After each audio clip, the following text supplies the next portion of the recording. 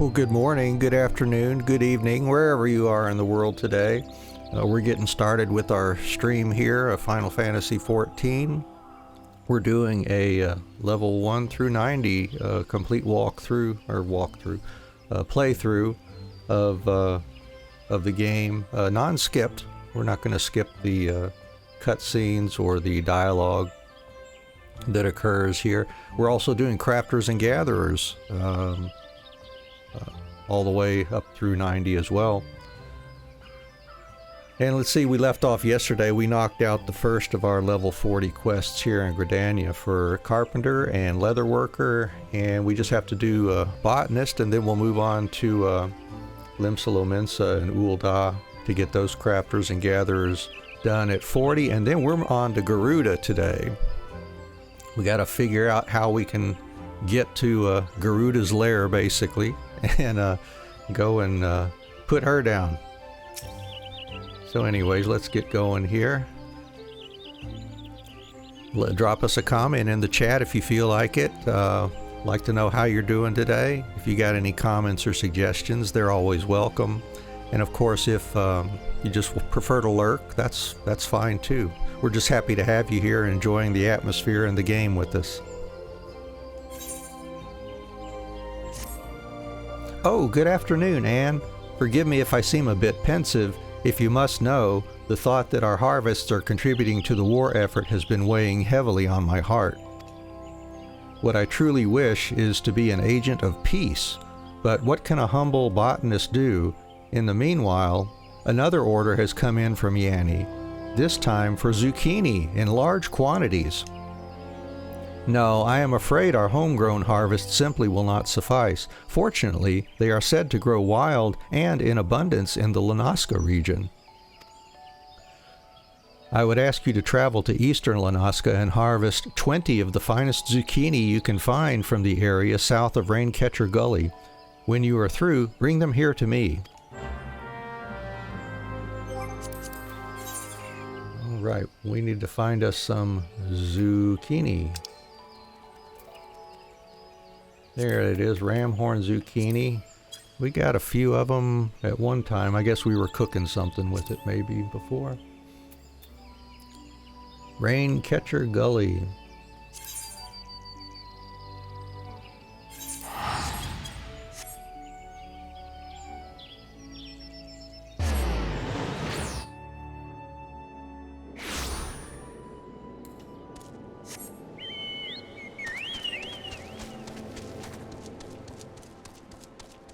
Yeah, the good thing about the botanist here anyways, it looks like we're almost to 45 already on that, so they'll be all prepped and ready for when we want to do the level 45 quests later on, when we get our story up to that point as well.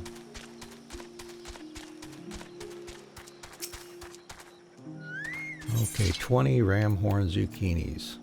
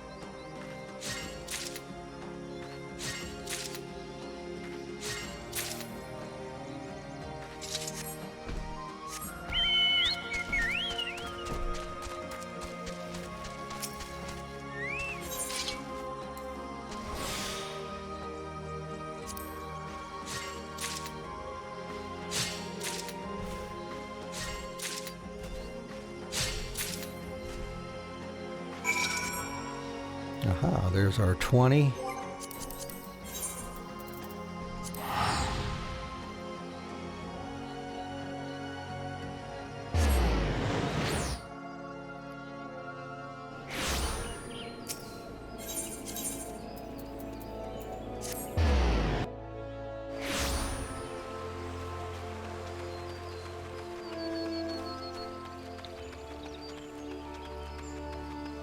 I'd also like to mention, if you want to check out previous streams, I do upload all of the past streams to our YouTube channel as well. They stick around for, several days or a week on the streaming sites typically, and I don't tend to keep them there, but I do use YouTube. I would ask you to travel to eastern Lanaska and harvest 20 of the finest zucchini you can find from the area south of Raincatcher Gully. When you are through, bring them here to me, and here they are. What resplendent zucchini! I had no idea such succulent specimens could be found in the wild. Truly a testament to the splendor of nature, is it not? The zucchini plant is quite sensitive to humidity. One would never see them grow so large and luscious here in the 12's wood. Furthermore, they are quick to ripen and quicker to rot, meaning that timing is of the essence. And yet, a perfectly ripe zucchini is truly a thing of beauty. Sweet enough to be savored raw, its skin retains a pleasantly firm texture even when stewed. I suppose Yanni means to prepare a wholesome and hearty feast for our soldiers. I know, I should take pride in serving our nation this way, but I have troubled you enough. Take your harvest to Yanni with my blessing. Yanni... in here. Fufucha assured me my 20 zucchini were on their way. Might you be the one who took the order?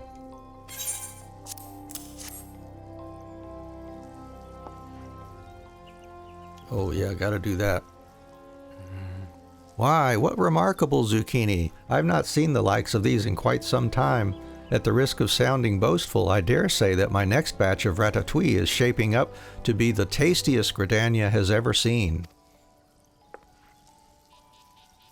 Ratatouille is a dish that holds a special place in my heart. It was the first recipe I learned, you see, taught to me by none other than Fufucha's own mother. My father was a traveling merchant, and our family moved often when I was young. I had few friends until we moved here to Gridania, where I befriended Fufucha.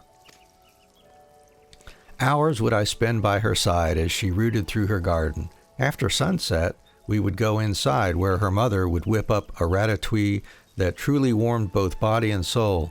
Ah, to relive those days. Wait a minute, I have an idea.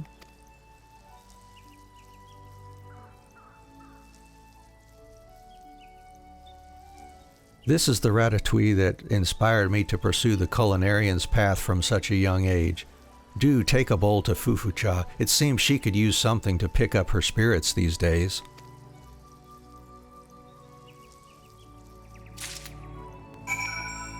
What a nice idea. I thank you for delivering the zucchini to Yanni. I suppose she is already slaving over a hot stove, preparing a stew that will give our warriors the stamina to fight yet another... What's that? Yanni has something for me?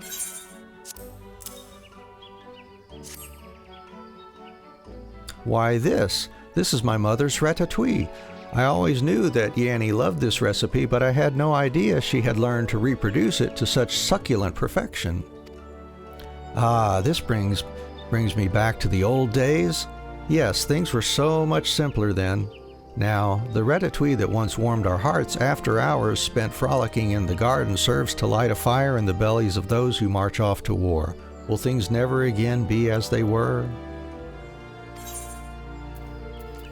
And let's see, we could use some updated gear.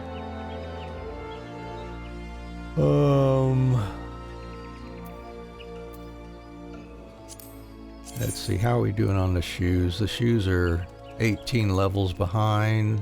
Perception plus 5. Gathering plus 3. A little bit of gathering and perception, and the headpiece. Perception plus 6. Oh, well, maybe I'll go ahead and replace my hat after all. We'll go ahead and take that. Alright, and we'll be good and ready for that level 45. Oh, we got Truth of Forests now. we will certainly be using that before too long.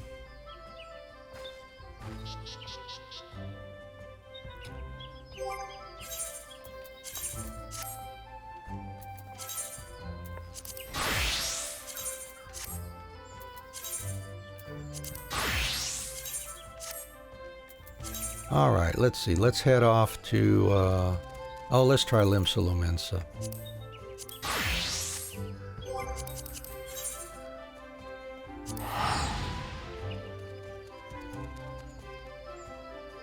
And if you're just joining us, welcome. We're doing a playthrough level 1 through 90 of both the story and the Crafters and Gatherers here.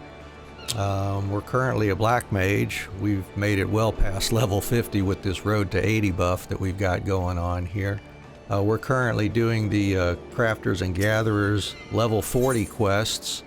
We're about to fight Garuda, or getting close to it anyways. We did Stone Vigil yesterday.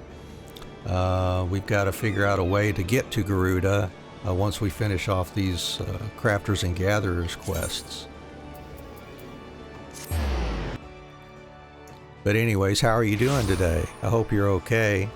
Let us know down in the chat if you'd like, or if you just have any comments or suggestions. We certainly welcome those. Of course, if you'd prefer to just lurk, by all means do that too. We're happy to have you here enjoying the atmosphere and the game with us.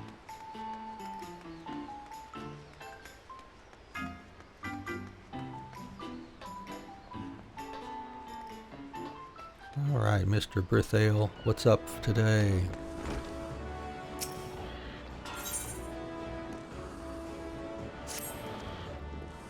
You know, Anne, the contracts you've helped the guild secure ought to make us a fortune. If we can find the hands to keep up with the demand, that is.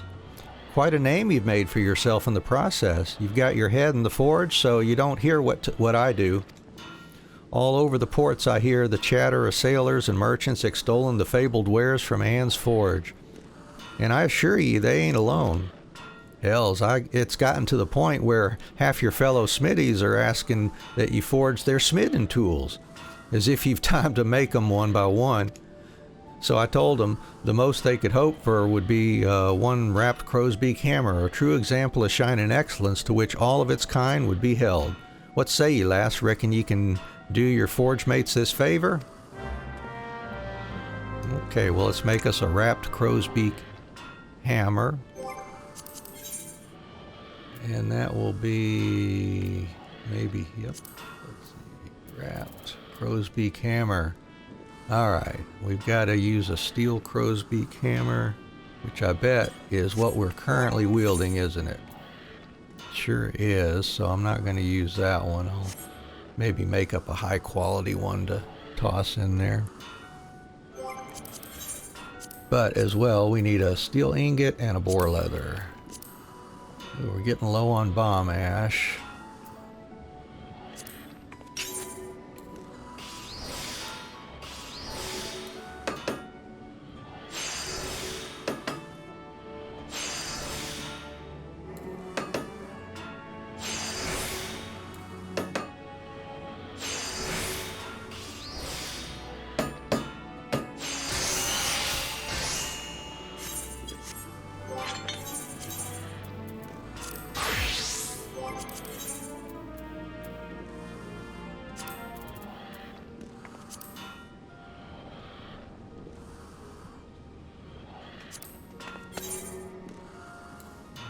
Better move that skill so I don't confuse them.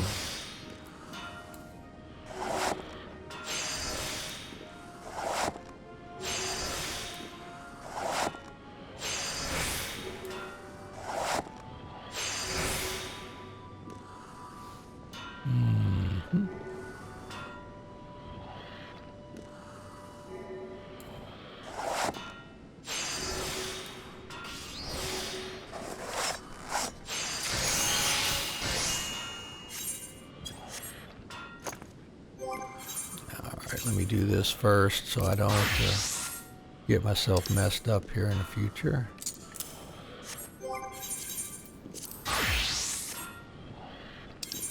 Because I do want that waste knot 2 in that leftmost slot, just for my own purposes, from muscle memory.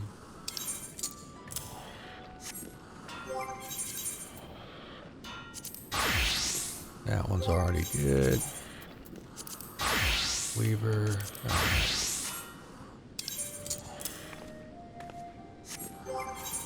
Wait a minute, did I have those wrong? I do, I've got that one wrong. There we go. Yep.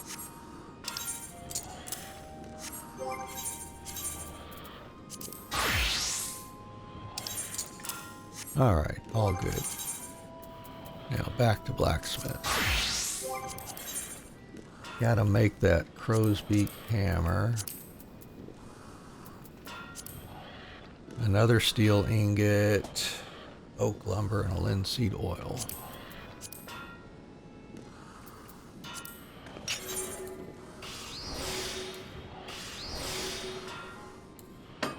Oh, well, I didn't pay attention to that.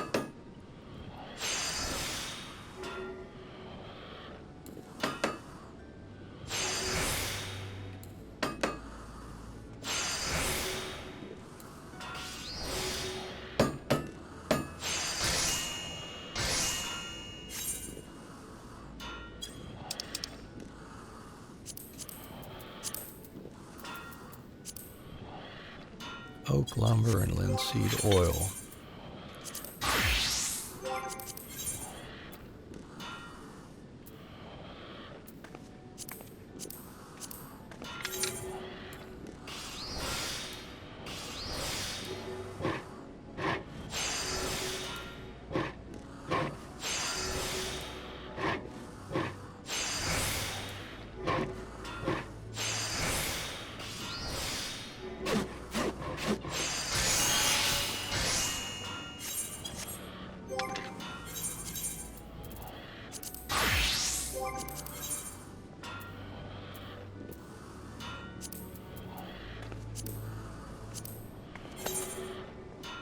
Yeah, we collected a bunch of flax a little while back.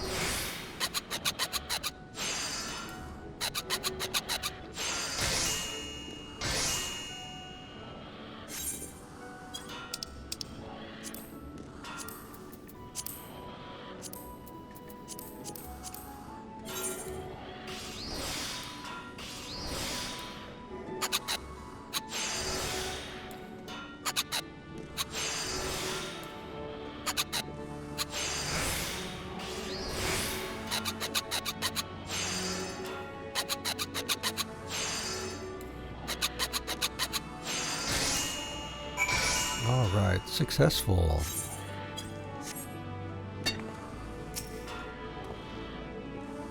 All I'm asking for is a single wrapped crow's beak hammer. Of the finest quality, of course, so I can show your fellow Smitties how it's done.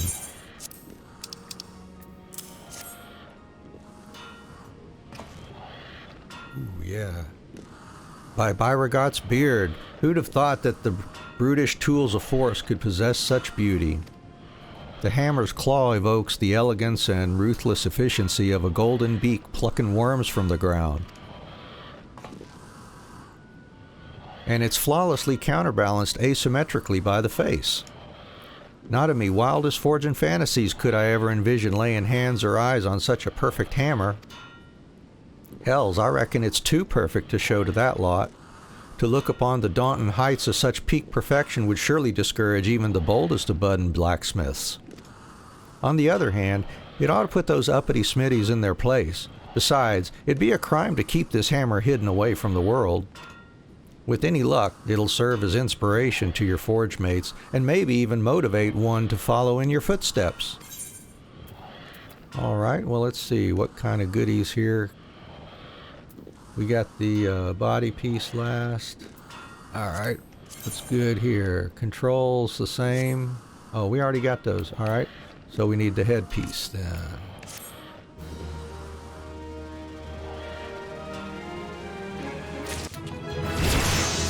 Alright, and they're ready for 45 when we get to that point.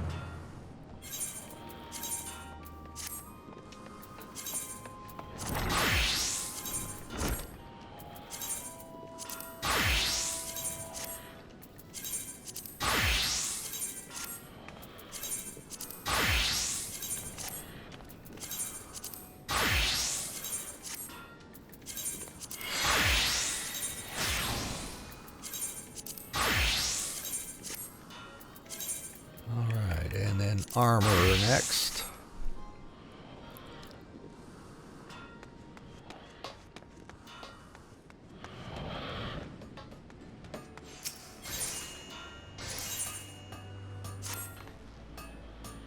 I hope you're feeling competitive, Anne, for Blanster has submitted a formal challenge.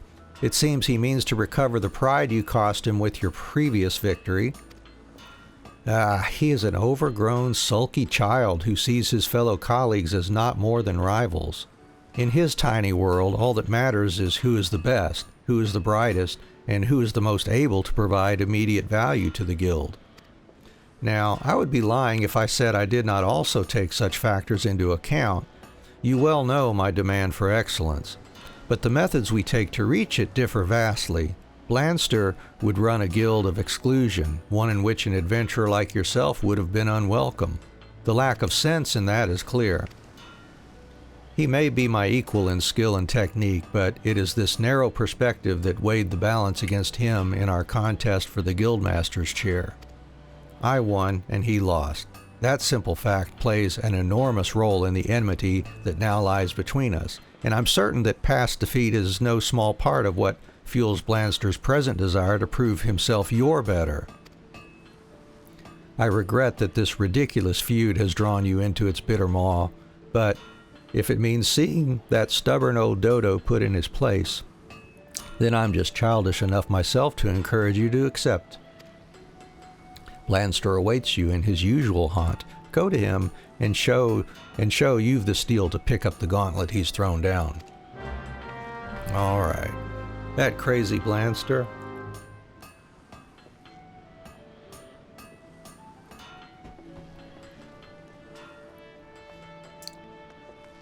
He certainly is a competitive fellow, but we are confident in our ability.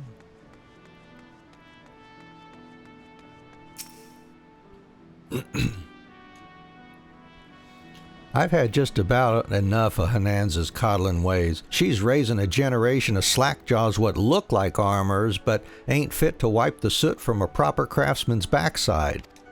Before you know it, folk will start losing trust in the trade itself. Years of pride and tradition are crumbling to dust around our feet. Of course, ever since you bested me in our little competition, me words don't carry the weight they once did. Seems like I've got to take you down a few pegs before I can start putting things right. The world needs to know that old Blanster's not to be beaten by one of Hananza's lot, even if it were her prize pup. We'll settle this the old-fashioned way, a 3-round contest of skill. There ain't no point in dragging this out, so let's get straight to the challenge for the first round. The finest mithril cuirass you can forge. Since I'll be choosing the tasks, we'll leave the appraisal of our work to your precious forge master. I'll be taking me armor to her directly. Once you've shown Hananza your own cuirass and heard her decision, you bring the piece to me so as I can see it for myself. Okay, a mithril cuirass. That's high quality, of course. There it is. Okay, let's see. For starters, 2 mithril plates and a mithril rings, electrum ingots. So we need 5 mithril ingots. Oh, I don't have enough for that, do I? Alright, well, off to get us some ore.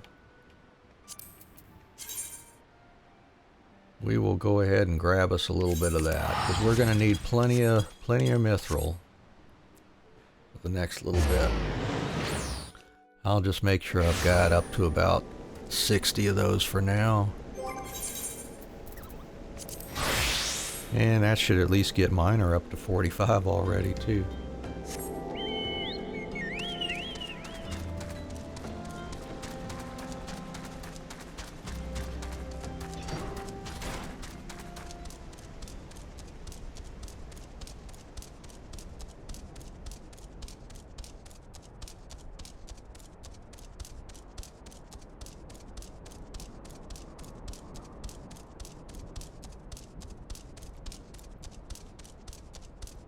If you're just joining us, welcome. We're glad to have you here, whether you choose to comment down in the chat or just sit here and lurk and enjoy the atmosphere and the story with us. We appreciate you being here.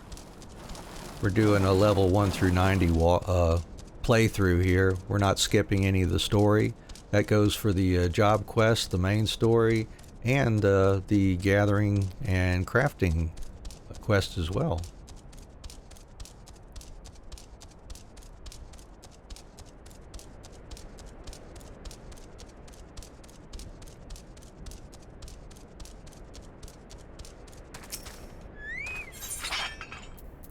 Oh, good. Yeah, we can hit that 100% naturally now.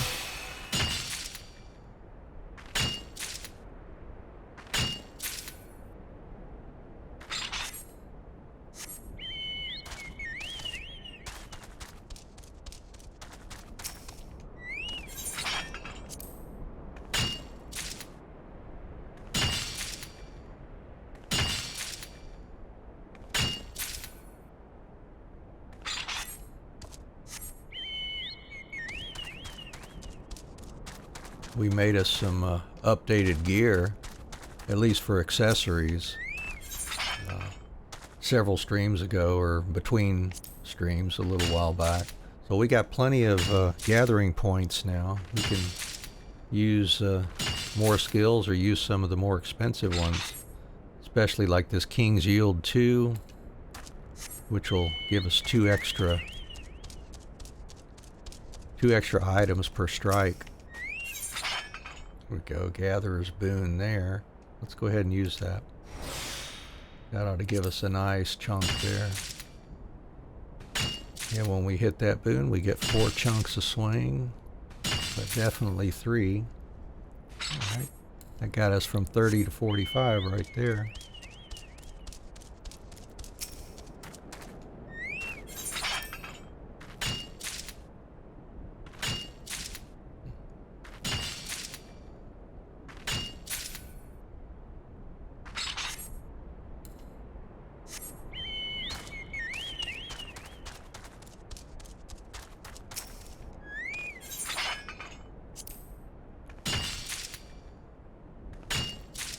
Whichever platform you're on, we're glad to have you there. We are multi-streaming on Twitch, Trovo, YouTube, Facebook, and DLive today.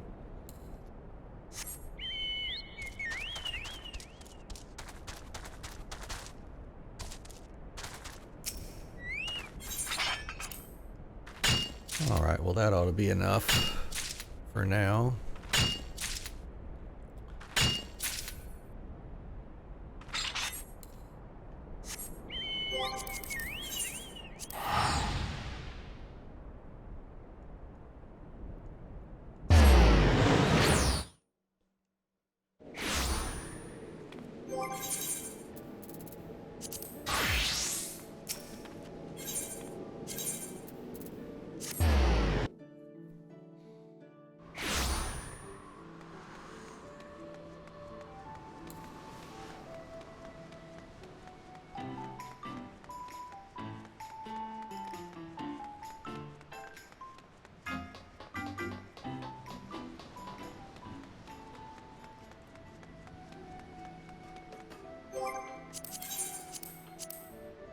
Oops, not blacksmith, armor. There we go. Alright, yeah, so we were going to make us 5 mithril ingots.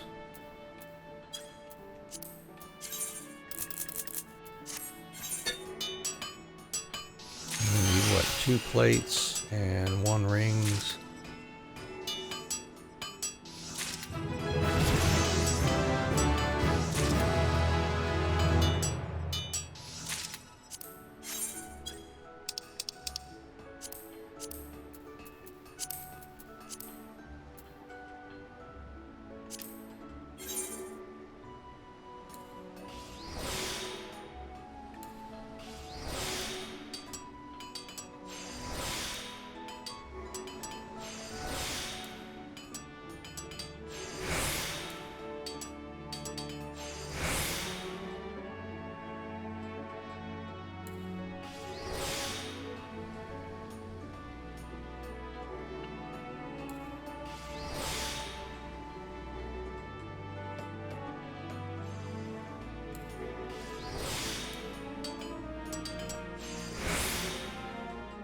Oh, I messed that one up, I think. Thought I had 18 left, but I don't. Ah, never mind. Good. Got it. That'll work then. That'll work.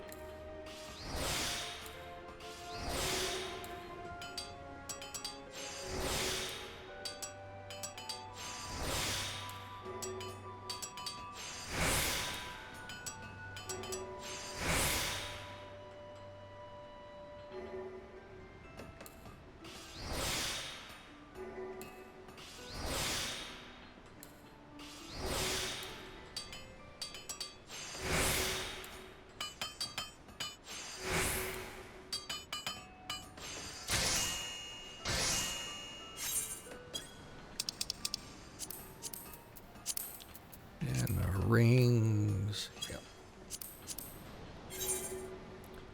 Same deal with that one.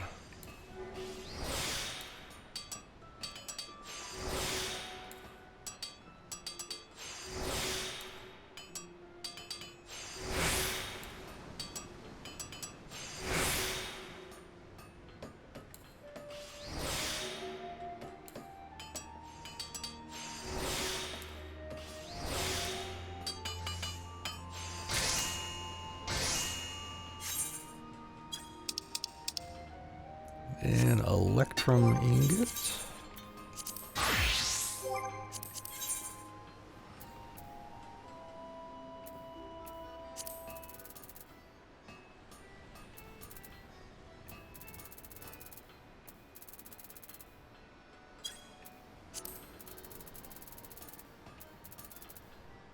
Well, where is it? Not up here. It is here, okay. Just enough to make one there.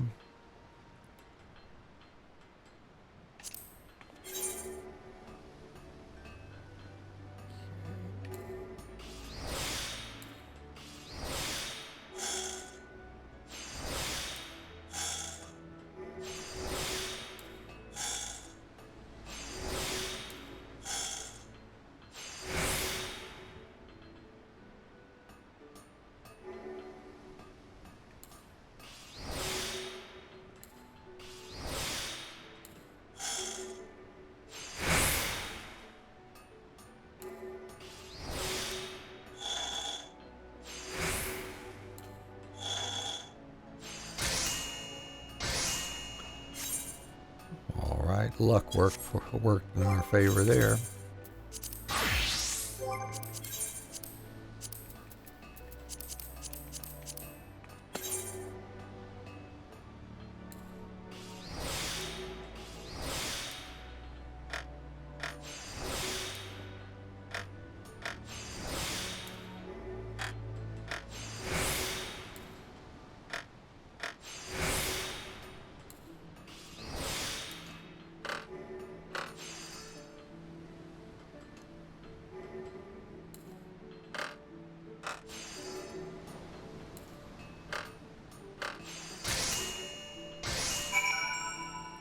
That ought to do it.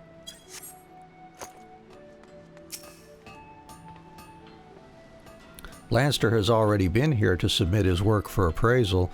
You have a mithril cuirass prepared as well, I trust? Yes, I do.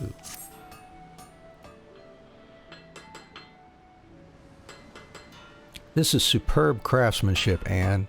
It seems the pressures of this challenge have done naught to cloud your eye for detail. In fact, you may have produced your finest piece yet. It is superior to Blanster's in every respect. You think me biased?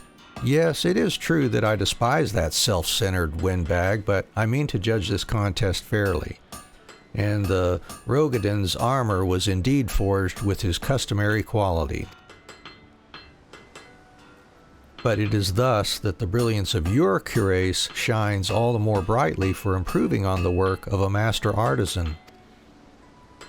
Mithril is a notoriously difficult material to shape, yet see the gloss of these plates, not a single imperfection to mar the surface. I have cast an eye over many a suit of armor, but it is refreshing to know that I can still be impressed. The first round goes to you. I only wish I could be there to see Blanster weep when you show him the masterpiece you have created.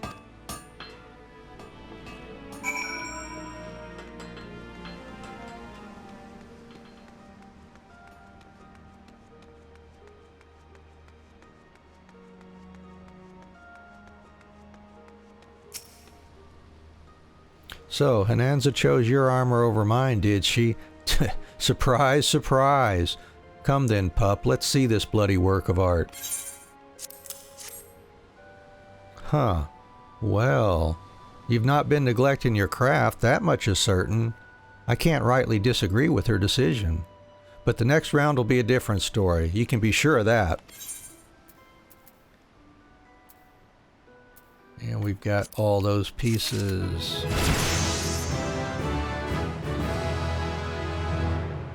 And armor is now ready for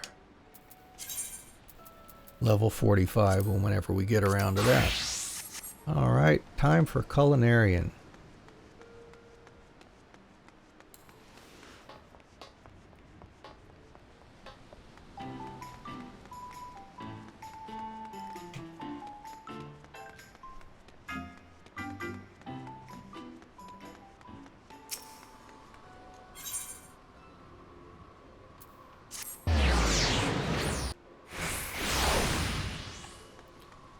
Okay, Lingzith, what do you have for us today? Oi, Anne, you're just the lass I was looking for. Which is to say, you be the lass what Letitia was looking for. She's in need of some practiced hands, and you've got the only one she'll trust. Well, besides mine, of course, but I've got my own matters to attend to. Take fair warning, though, Anne. The better you get, the more others will turn to ye. 'Tis a fine feeling being relied upon, but it can be a right pain in the arse, too. Any road, enough of me prattle. Run along and find out what Letitia wants. Yo, Letitia, what you be wanting?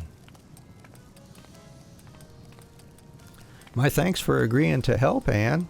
Now, I will tell you the details of your task, but I must ask that you keep it in the utmost confidence.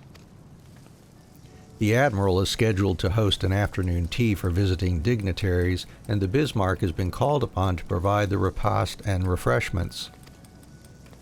I have been charged with conceiving the menu and require help making a few sample dishes. I would be grateful if you could prepare a blood currant tart, a serving of pastry fish, and a cup of chamomile tea, all of the finest quality.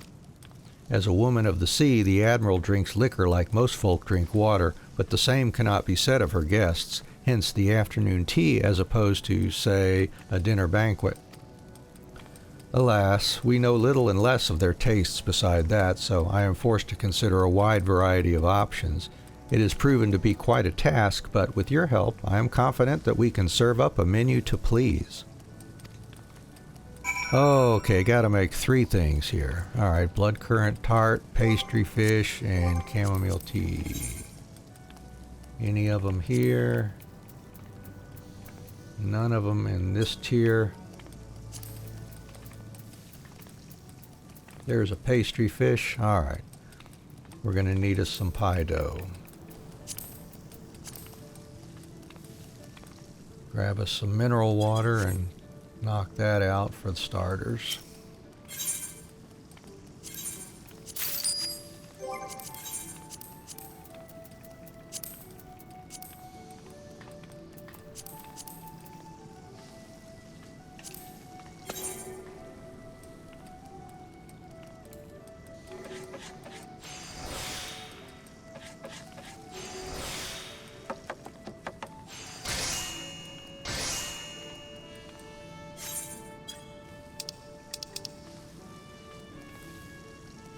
And let's see, then we gotta either collect or buy those other ones. And what's next? Nothing else there that I see. Blood currant tart. There's a blood currant tart. We've got the pie dough already. Oh good, most of the other things.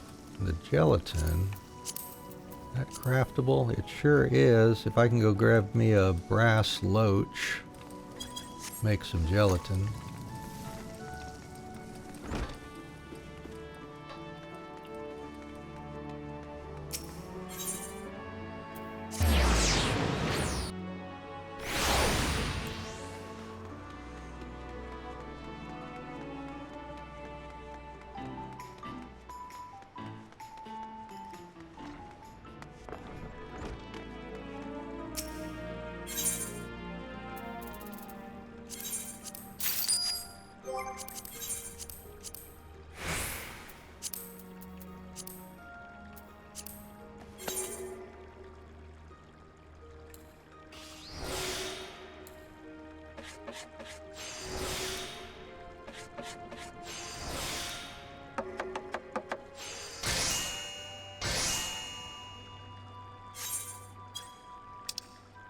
Alrighty, and chamomile tea.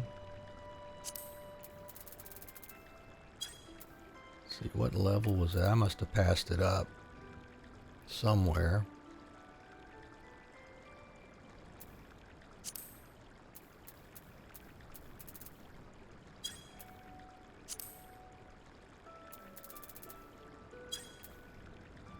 I must, maybe very low level then. There it is. I had to make one for something else, probably for Grand Company turn-in, maybe a while back. Alright, so need some more mineral water and chamomile. Alright.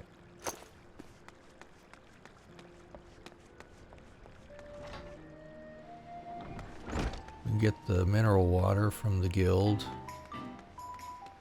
Let's go to the market board and see if any of these are reasonably cheap. I am not going to pay a lot for simple ingredients if I don't have to.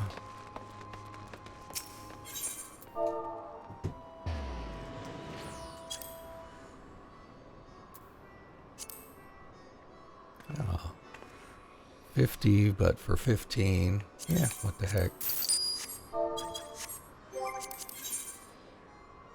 And then, let's see.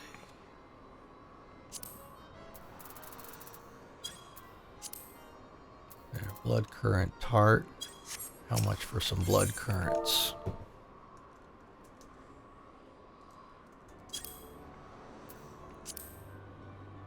Yeah, not too bad, I guess. But you know what? I only want to pay $3.60, so I'll just get those three for a little more expensive. And then the last one, pastry fish, some raisins. Oh, we can make raisins. That's right. Probably get some lowland grapes. We'll try that. Desert saffron, almond, and mirror apple. Maybe you can get mirror apple. Oh. Nope, we're gonna go gather that.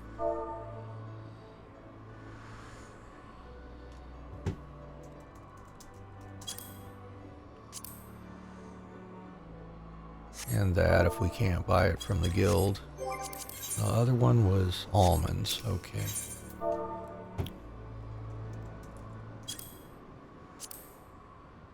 That I can deal with. Alright. Let's check the guild real quick here. Can't remember if we get mirror apples or fairy apples from here. Get our mineral water.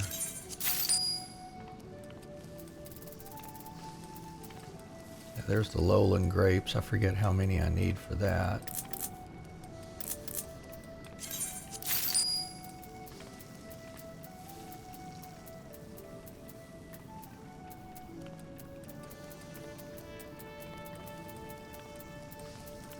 I don't see any apples here.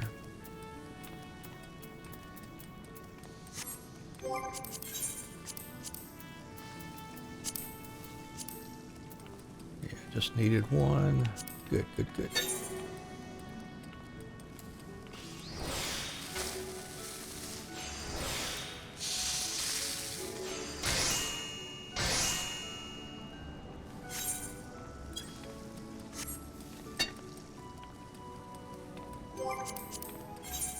Alright, so we're just going to grab a little bit of desert saffron and a mirror apple.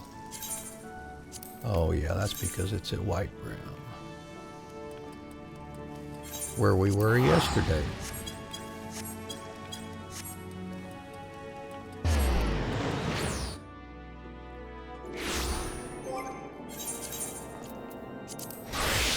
If you're just joining us, welcome.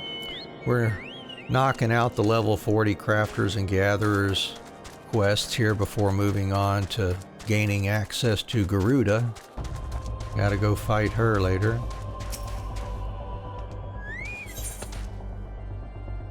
Let's see, and I will grab me a little bit of mistletoe as well. Let's get 2 of each, mistletoe and mirror apple.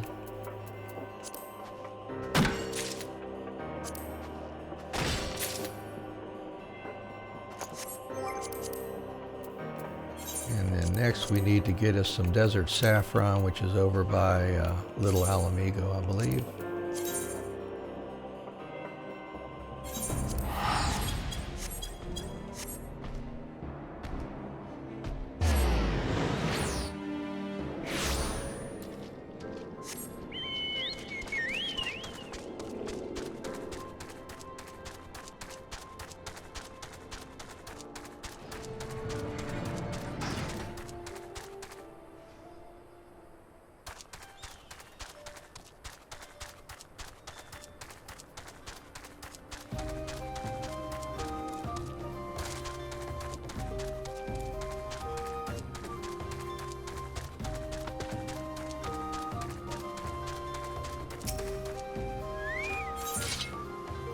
Let's see, don't think we'll need any of these other items anytime soon.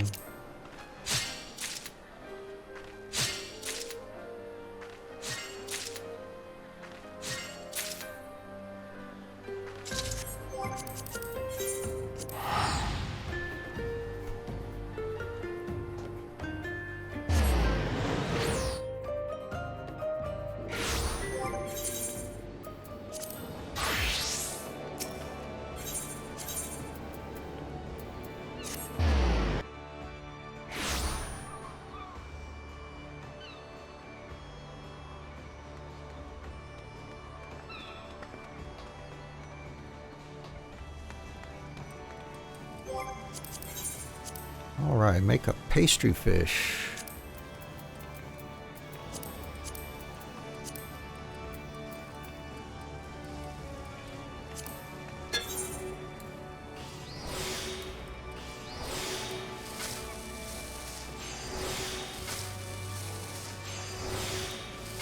And I can sell the extras perhaps for folks who'd rather buy them off the market board than make them.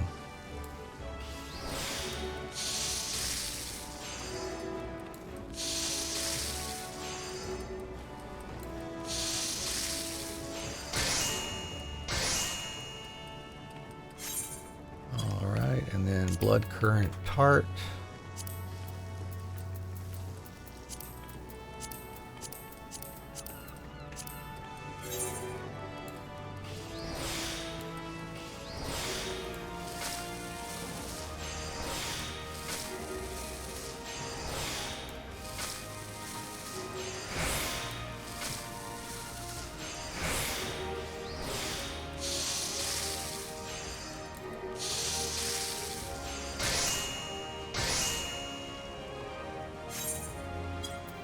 And last but not least,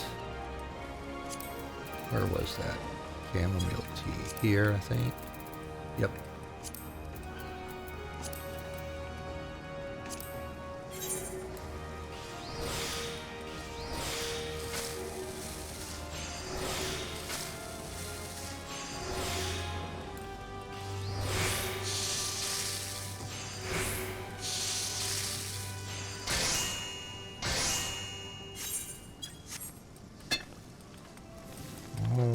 Your order is ready. How are the items I requested coming along? Lest you forget, it's a blood currant tart, a serving of pastry fish, and a cup of chamomile tea that I need. All of the finest quality.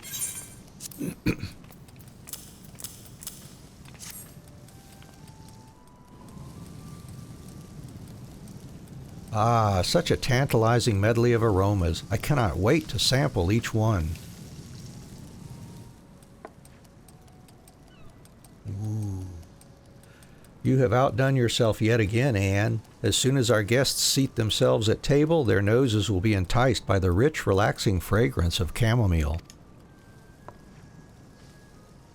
Having taken a warming sip of the tea, their attention will turn next to tart and pastry. For an instant, they are at a loss, as both dishes are prepared with such loving detail. Is this mere food to consume, or art to admire? They feel a twinge of sadness that they must deface such beauty, but that sensation is short-lived, for no sooner do their teeth break the flaky crust than they experience a veritable symphony of tastes and textures. The making of pastries and sweets demands not only a delicate hand, but artistic sense besides, and you, Anne, are possessed of both. I can recommend you to the Admiral without reserve. I owe you an apology and an explanation. I wasn't being wholly forthright with you. While I am indeed tasked with conceiving the menu for the Admiral's functions, it was also my job to select the guild member who will serve as her chef. And I am thrilled to inform you that the honor shall fall to you, the woman who passed my test with flying colors. There is no doubt in my mind that you will represent the Bismarck admirably. Keep up the fine work, and be close at hand for when the Admiral has need of you. All right, and we got all the gear that's available so far. Yep.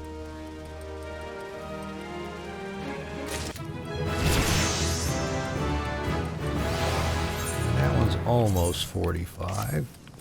One Grand Company turn-in should do that one. All right, let's go see if Fisher is going to be something we can complete during this stream or not.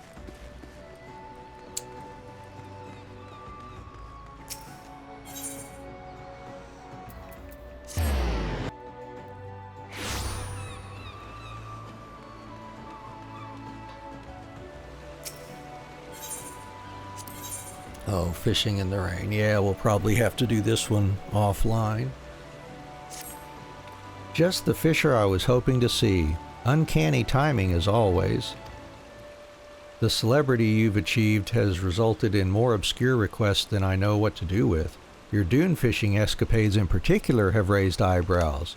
The truly eccentric requests I've seen fit to turn away, but who can say no to the Bruguière Consortium?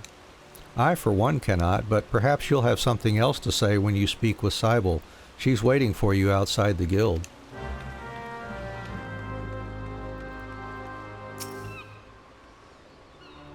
Ah, Anne, I take it? The legend said you were svelte, but failed to mention how voluptuous you are as well. I have no doubt that our time together will be advantageous to us both. To business, then. I want you to bring me rain callers from Gridania's jadeite flood.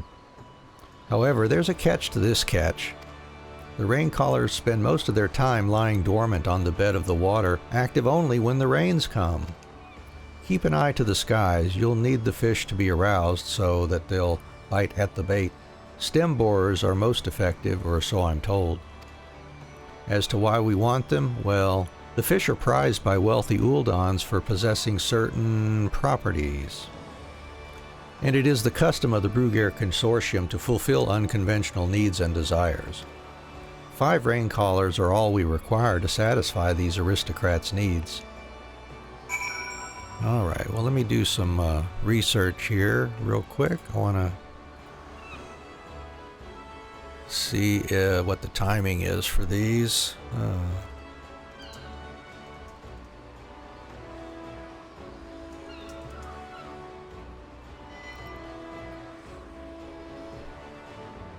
Rain caller.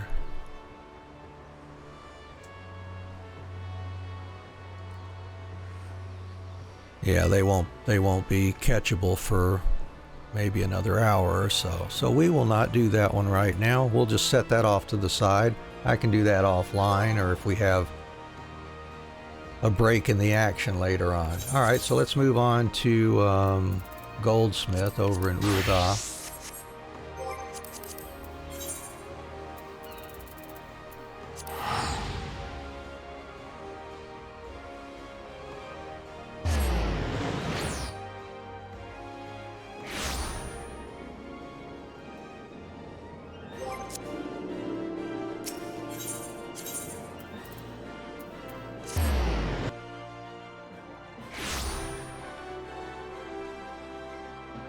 Oh, Lord.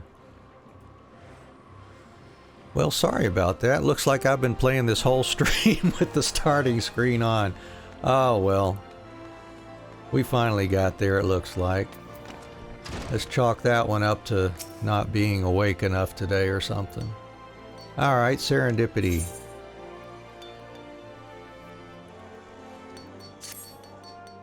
Good to see you again. You'll be pleased to know that Gigi is completely back to normal. Why, when Rowerton was here not too long ago, he only had to contend with Gigi's traditional repertoire of insults. You know what I mean, I'm sure, that Rowerton was a hopeless fool, that he was completely devoid of artistic sensibilities, that he smelt of Roland berries, that sort of thing. Oh, don't get me wrong, it was still terribly distressing, but at least there was no more talk of fires. Anyway, as for Rowerton was here in the first place, he wished to commission you once more. This time for a horned staff. It goes without saying that he desires a staff of the highest quality, so please bear that in mind before you present your work to me for inspection. Good luck! Alright, so we need a horned staff. Let's see, there it is. Right there. And we'll need an Eye of Fire. Don't have any fire rock on me. Can I grab one here? That would be nice. No. Alright, well, let's check the market board, or whether we need to go grab one real quick in the wild.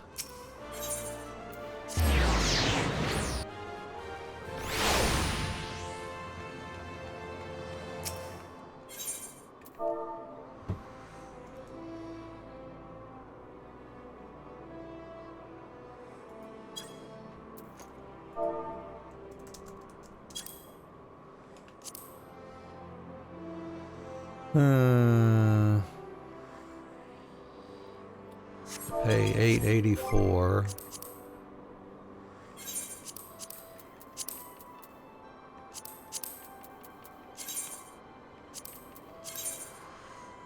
Porting to Aleport would only be $5.21, so let's do that. A little less gil, but some extra time. It's probably about break even.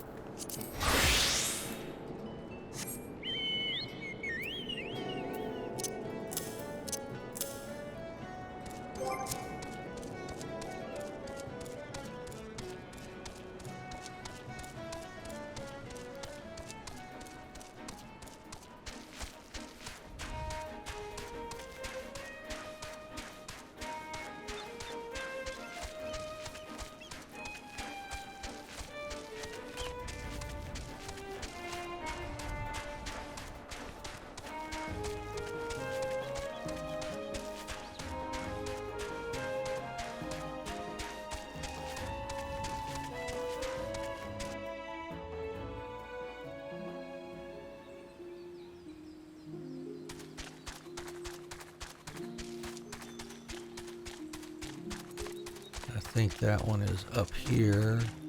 A higher level node. Oh, the lower level node, right? Level 25. Yep, there's Fire Rock. Let's see.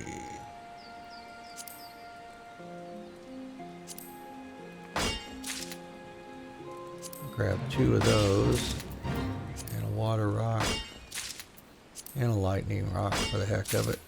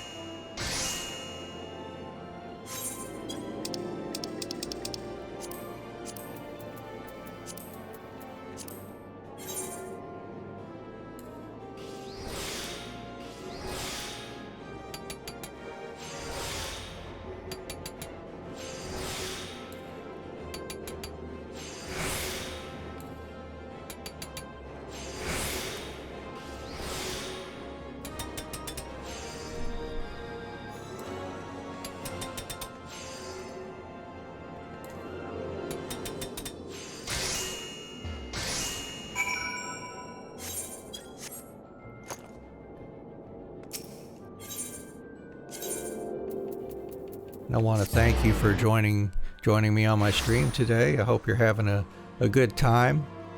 How are you doing? If you just choose to leave a comment down in the chat, that'd be great. Or if you just want to lurk, by all means do that too. I am happy to have you here, just enjoying the atmosphere and the game. Oh, have you finished the horn staff already? Why, yes I have.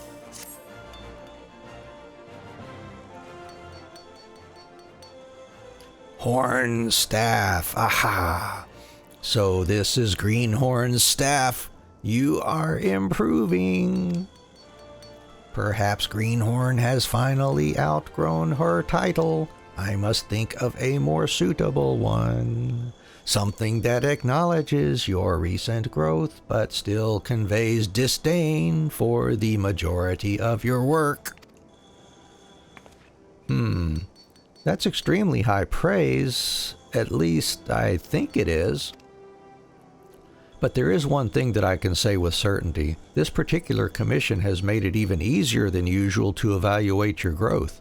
After all, the firebrand you made before required you to work with many of the same materials, so this is a perfect opportunity to see how your technique has improved since then. Although both were carved from aldgoat horn and adorned with an eye of fire, I would say that this staff is much more refined by comparison. The wolf fangs flaring from the tip are the coup de grace, not only strengthening the thaumaturgical properties of the weapon, but also improving the wielder's ability to cut an imposing figure. Why don't you deliver this commission to Rorotan at the Ruby Road Exchange personally? It's been a while since you last met, so I'm sure he'd be happy to see you.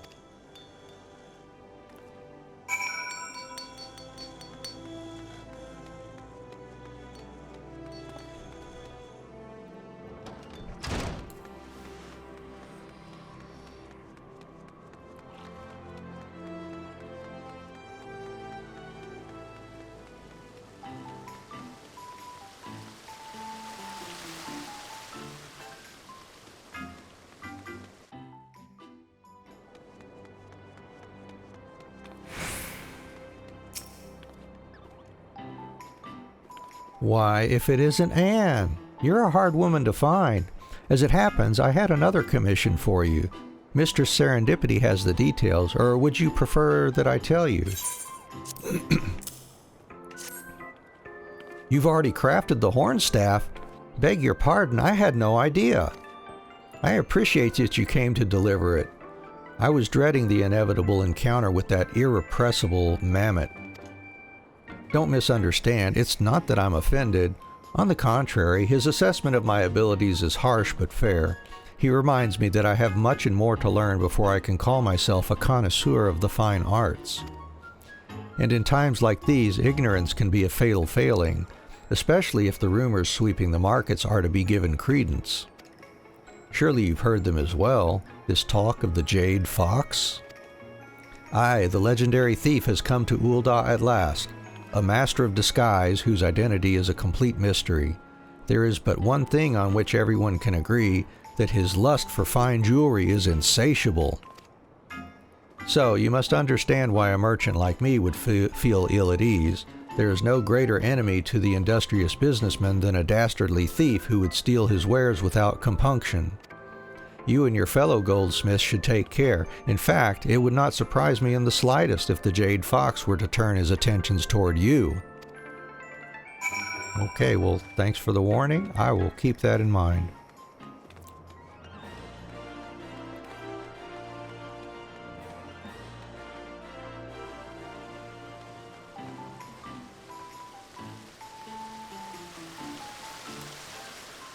Bum, ba-bum.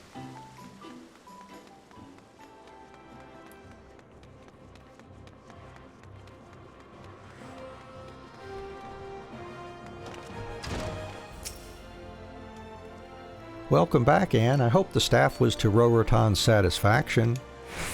Congratulations on a job well done, then. Oh, but before you go, I've recently been informed that a dangerous thief has come to Ul'dah, and that we goldsmiths might be the target of his machina... What? You've already heard about the Jade Fox? Well now, aren't we well informed? Anyway, I must urge you to be cautious when dealing with new customers. The Jade Fox may disguise himself as one in an attempt to defraud you. As for the guild, rest assured that I will personally scrutinize anyone who seeks to commission our goldsmiths, and I am an excellent judge of character. What was that? Did I just hear you snicker, Anne? And I thought you respected your kind and lovely guild master.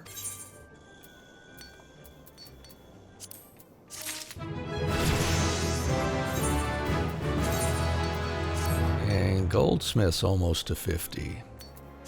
Alright, next, Weaver.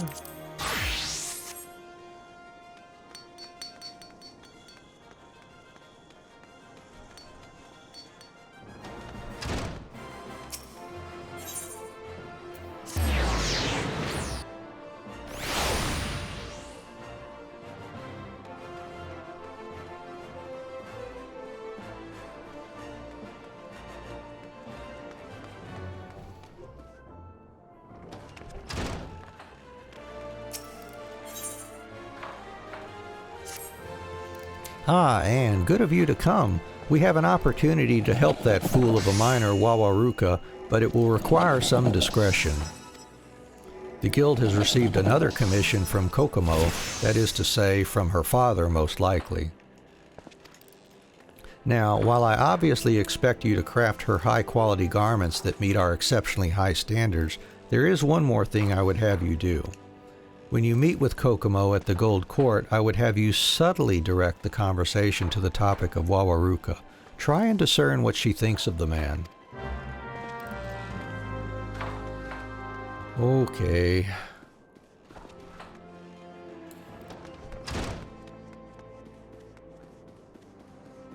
See what we can pry out of Kokomo about her thoughts on Wawaruka.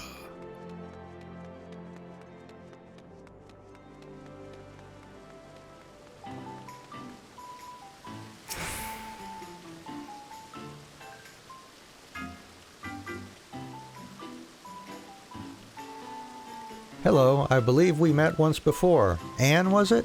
Thank you for coming. I'm sure you must be terribly busy with your many commissions.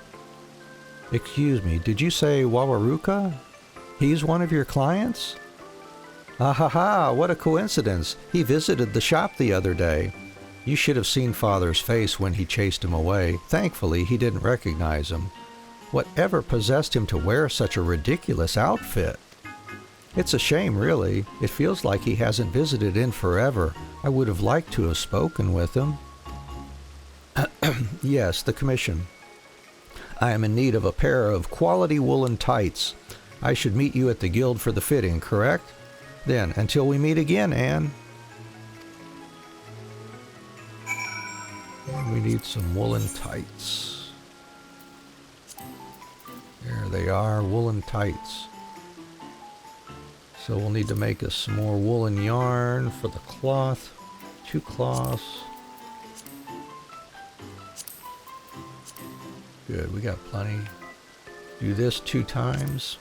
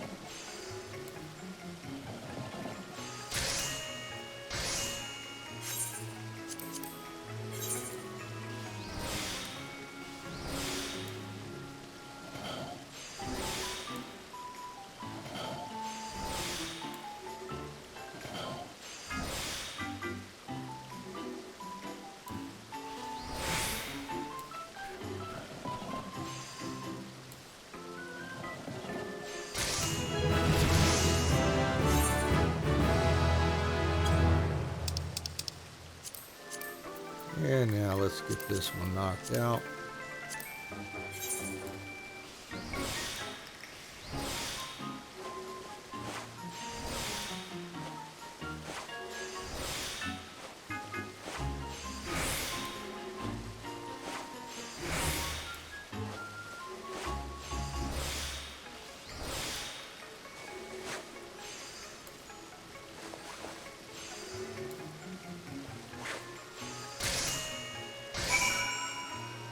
All right, good to go on that one.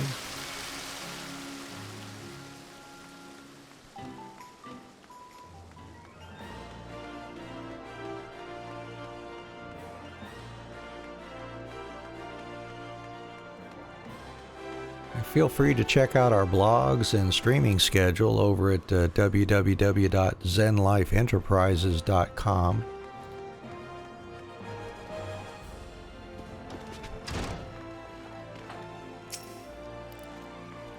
Have you the tights, Anne?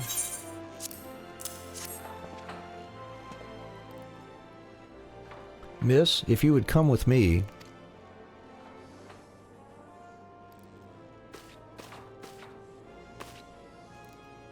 They're so soft and warm. I don't think I've ever worn such comfortable tights. This is just what I needed for all those evening parties Father makes me attend. The cold was becoming unbearable. I could wear these tights underneath my gowns and Father would never be the wiser. I realize he expects a great deal of you, but could you not simply refuse to attend? Surely you do not wish to devote your entire life to his business. I appreciate your concern, Master Rose, but it's not possible. He's my father. In that case, why not view it as an opportunity? Perhaps some enchanted evening you'll meet a charming young man. Master Rose, don't be absurd. Wawaruko would never attend one of these dreadful parties. Ah, forgive me. I had no idea that you had already made the acquaintance of one such gentleman. Thank you for the leggings, Anne. I believe I must be going now. As if Father would ever accept him.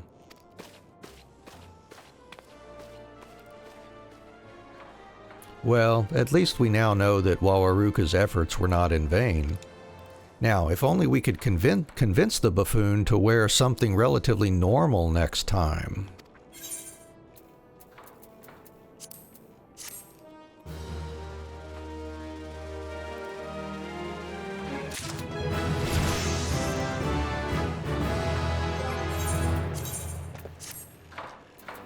And then Alchemist.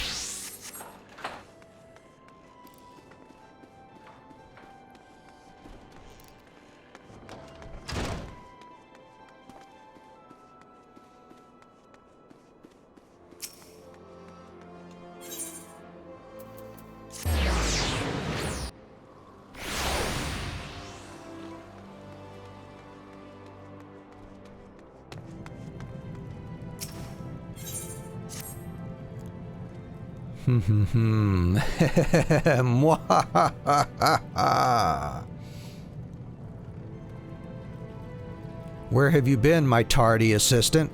I feared I would have to begin applauding myself. Did you bring the wine to toast this momentous occasion? No? Well, no matter. Let us not waste time with such extraneous celebrations. The ecstatic rush of triumph within my breast has me sufficiently intoxicated, for I have, at long last, unlocked the secrets of the ultimate expression of alchemy. After countless hours of research and experiments too numerous to mention, I finally hold in my hand the exact recipe required to effect my heart's desire. Come, my astute apprentice, together we shall swing wide the gates of alchemical history. You will aid me by concocting a share of the necessary ingredients. Your task entails the creation of 3 high potions of strength, and, as you have most likely deduced, they should be brews of extraordinary potency. While you are mixing those vials of vigor, I will be occupied with my own preparations. There is much work to be done for the both of us. 3 high potions of strength.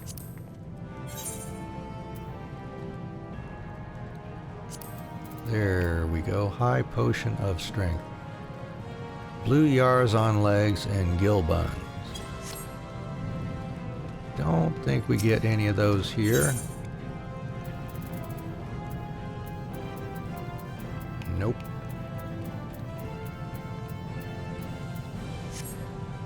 Alright, let's check the board here.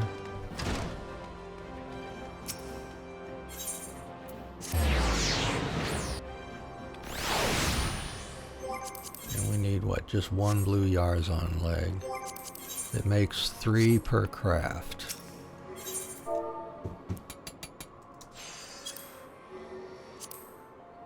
Alright. Huh. Well, I will buy 3 for cheaper than the one at 200 for sure.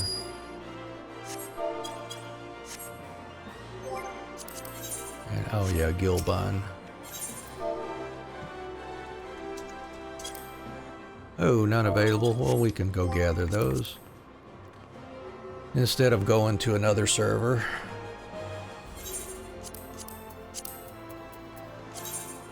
Yeah, over here near Hawthorne Hut.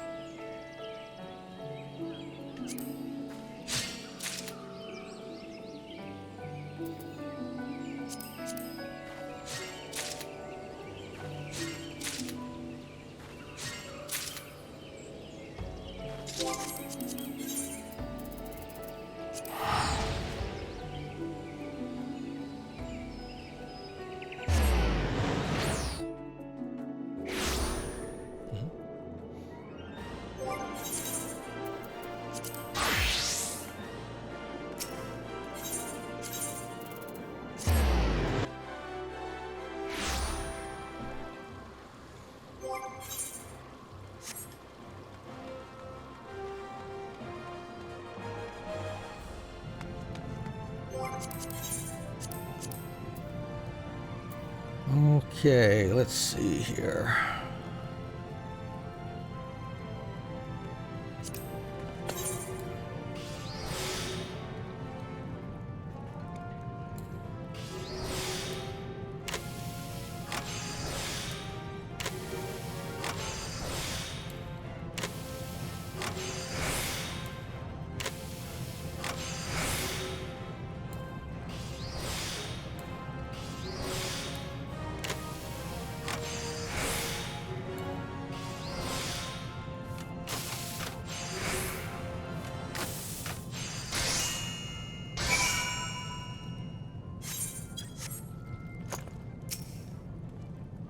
Well, do you have those high potions of strength for me? Remember, only the most splendid samples are suitable for a process this demanding and delicate.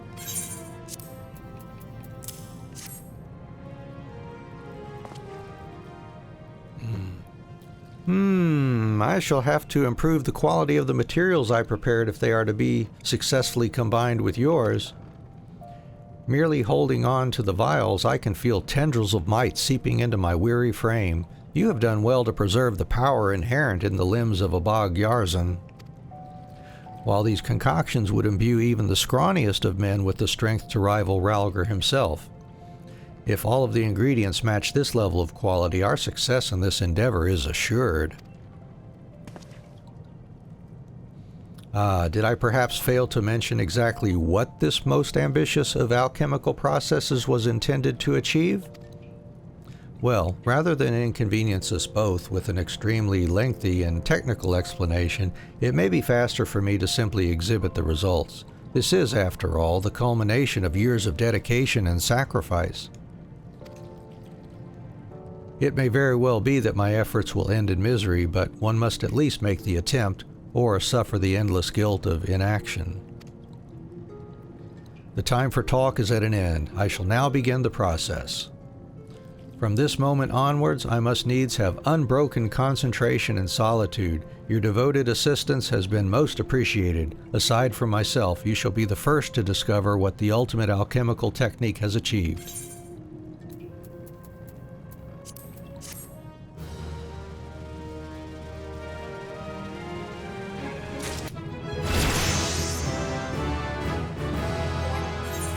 Alright, and then minor.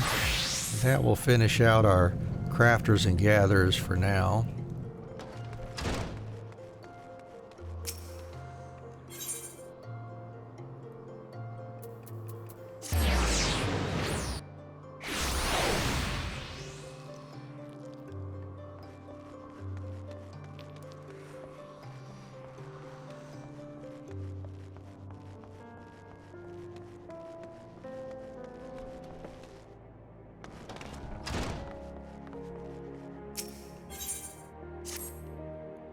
Have you heard, Anne? The latest tally has you tied with Wide Gully as the guild's highest earner.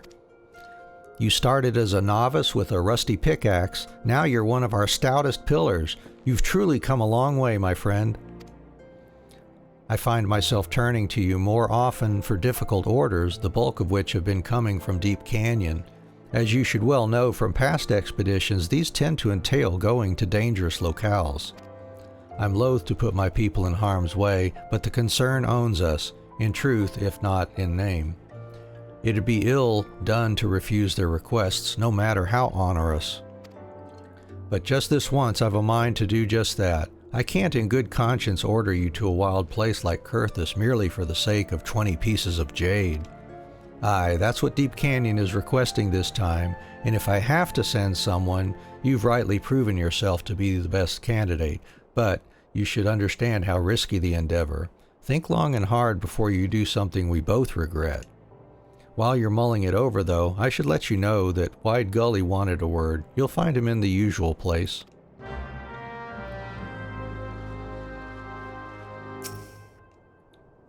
I take it you've heard about the job.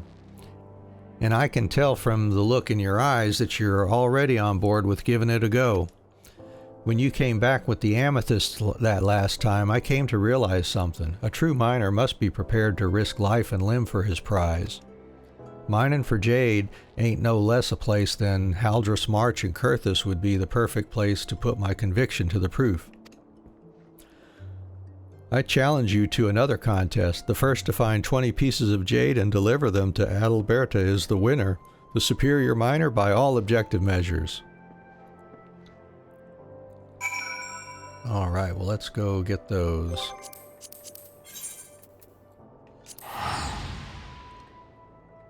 And as I recall, those are just outside the southern entrance to Dragonhead.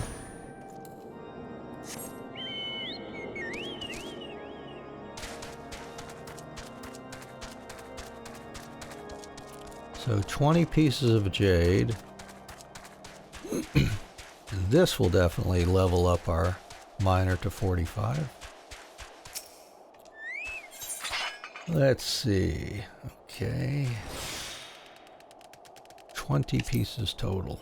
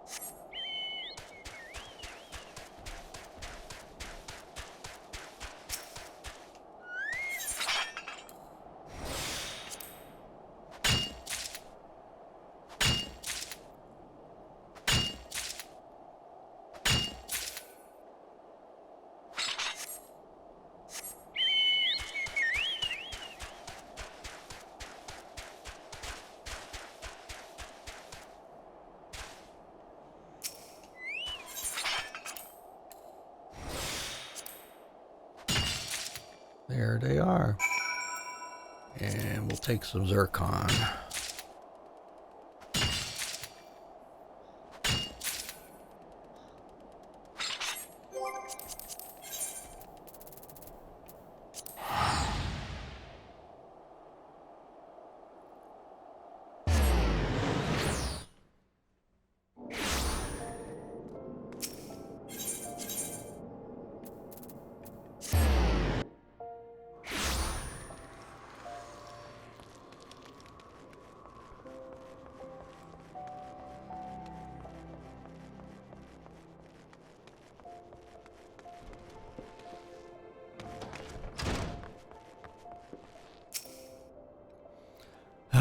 I understand Wide Gully has challenged you yet again.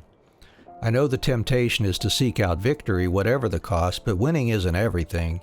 You do what's right for you, Anne.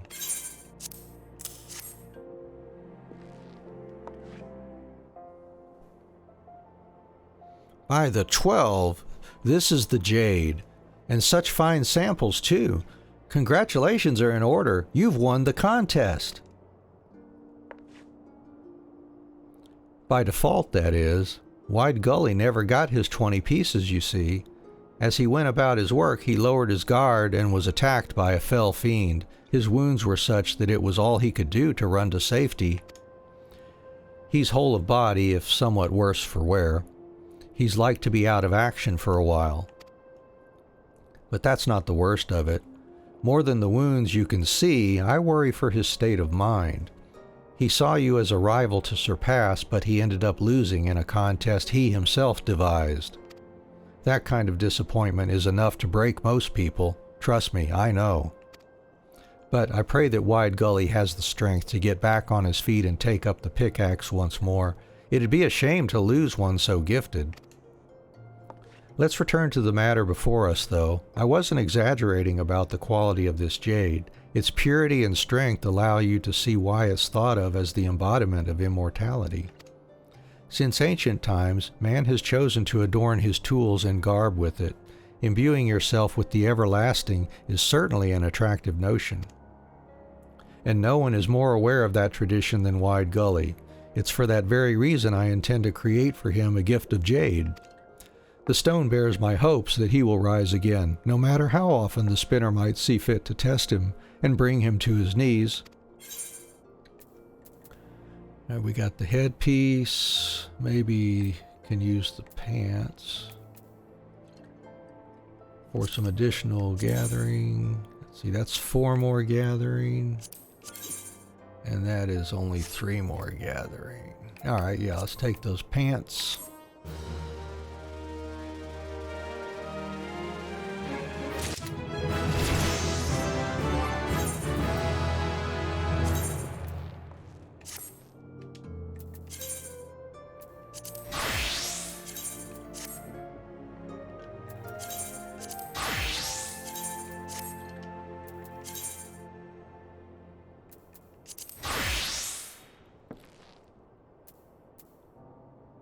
Truth of Forest, I don't need that there.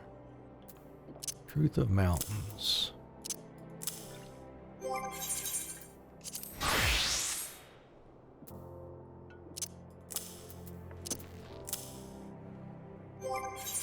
All right, well, we are ready to get back onto the main story now. Let's see where those. What's the deal with the fish? Has it been an hour yet for those?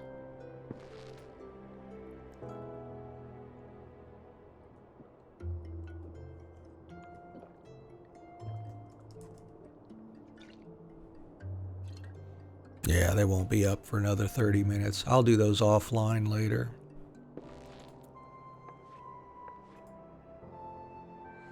I will do those offline later. Alright, so we got to get to Camp Drybone and speak with this Lambertaint.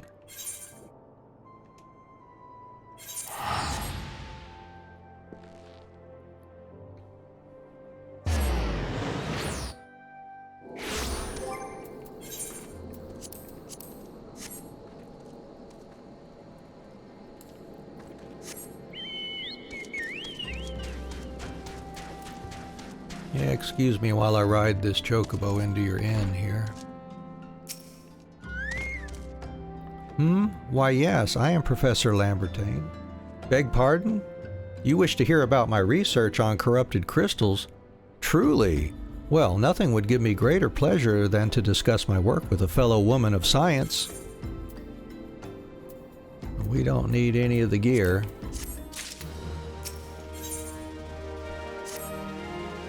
Ah, so rare it is to find fellow intellectuals in this region. 'Tis even rarer to find one capable of comprehending the nature of corrupted crystals. Come to think of it, there was another, a hermit to whom the church had given sanctuary. Curious fellow, unsociable, rather daft at first impression, yet possessed of an amazing affinity towards the scientific pursuits. But to the matter at hand. Did you say you wish not to conduct field observations, but to harvest a corrupted crystal? Egads, woman, at least take the necessary precautions so that you do not suffer from exposure to its harmful energies. I'm beginning to wonder if you've sufficient qualifications to handle such hazardous materials. Still, your ignorance is somehow endearing. Luckily for you, I have precisely the means by which these inherent dangers may be averted. Simply store the crystal you seek within this warded pot to protect yourself from its deleterious effects, though I suppose you will be bombarded with its energies until you place it within the vessel. Well, perhaps it shall motivate you to work quickly. In any case, take the pot to Hahasako, a student of mine monitoring the flow of ether at Highbridge. Explain to him your request, and he shall instruct you in the finer points of crystal harvesting.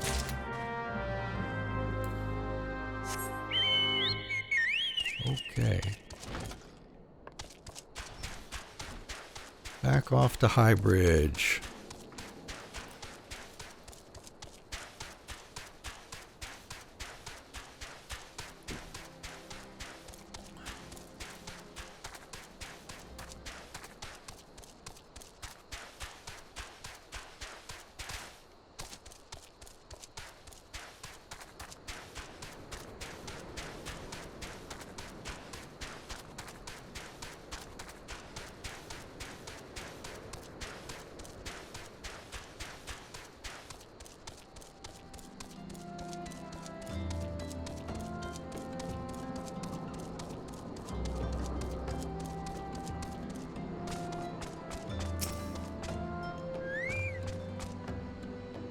How many times must I be made to explain myself? I am not contemplating suicide, you imbecile. I have chosen this precise position to perform scientific measurements.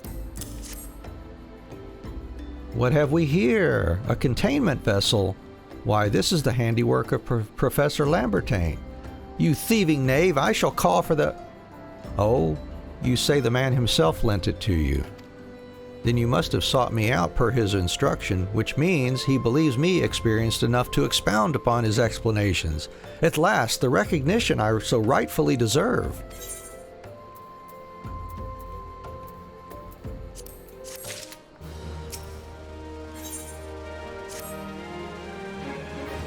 Oh, frabjous day! Callooh, Calais, that I should be chosen to guide this woman. Yes, I, Hahasako, greatest of Professor Lambertain's pupils, shall see that you successfully quarry your quarry. Your timing is impeccable, in fact, for I was just preparing to procure corrupted crystals from the burning wall for my personal research. There, the devastating destruction caused by the calamity has blessed us with a bounty of sublime specimens. But something tells me that not but a perfect peace will satisfy your high standards, in which case you must needs descend to the deepest depths. Amidst the flowing waters and the murderous Mirrorites lies the most fantastic formation I have found thus far. Take this highly advanced researcher's tool and use it to separate a small fragment from the large cluster. Place it within the warded pot and bear it back to me for inspection. The path which leads from Burgundy Falls to the base of the burning wall is treacherous and terrifying, but advance with appropriate caution and you shall surely survive.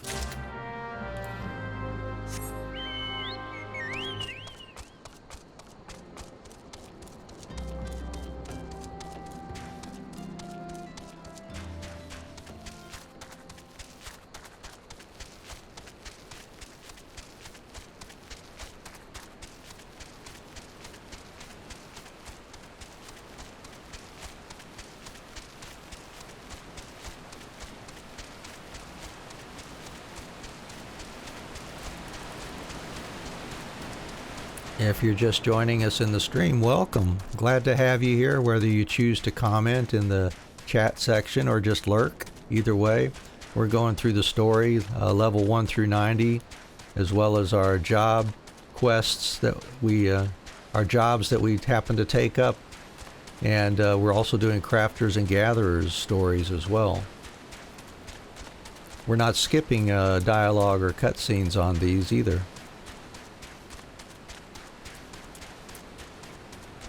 So join us whenever the schedule... Ooh, I gotta be careful him, don't I? Let's see.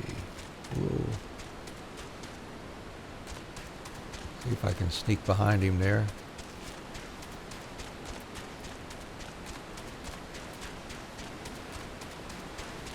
So hope you can join us anyways. Check the schedule out. We're streaming on YouTube, YouTube, Trovo, Twitch, Facebook, and DLive. Let's see, 52. Those will aggro me, won't they? Alright.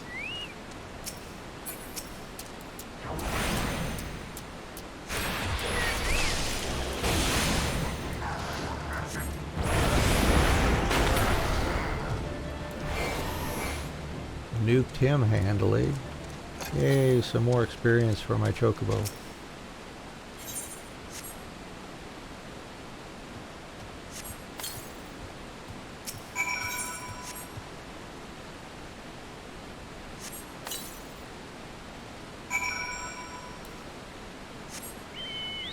And I think I will just teleport back.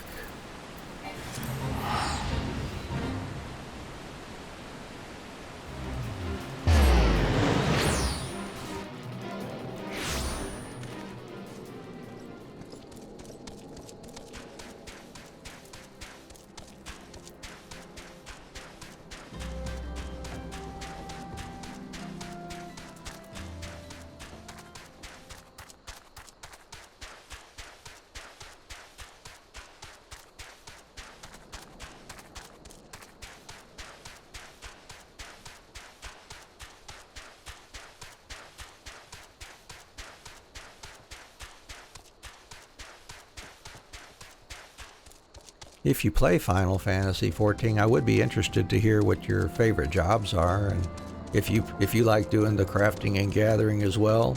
What aspects of the game do you like?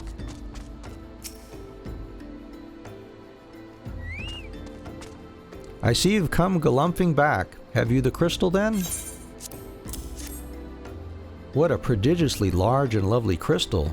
Professor Lambertain will doubtless chortle with joy when you present it to him in person. Oh, and upon your return, do remember to recount how I helped you with your harvesting.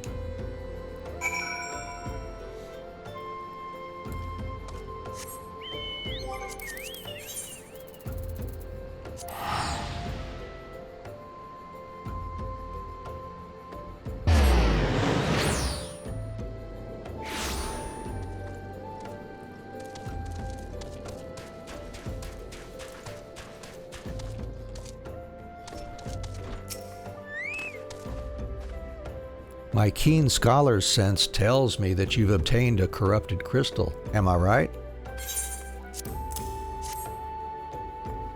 If you would grant me a moment to examine the crystal. Ah, it is as you desired, a corrupted crystal overflowing with wind-aspected ether. Remind me, for what purpose did you intend to use this crystal again? What? To breach a barrier comprised of wind-aspected ether? Oh dear. That may prove problematic, as this crystal would only serve to strengthen the barrier. I suppose I am at fault for not inquiring as to your objectives from the start. Had I known your intent, I would have never sent you to Hahasako. But what is science if not trial and error? And can you truly say that this failure has taught you nothing? Think, woman. You now understand the methods necessary to safely collect a corrupted crystal. You will doubtless have no difficulty doing so once more. What's more, the crystal you collected can serve as an invaluable resource for the etherical studies conducted by the students of Baldessian.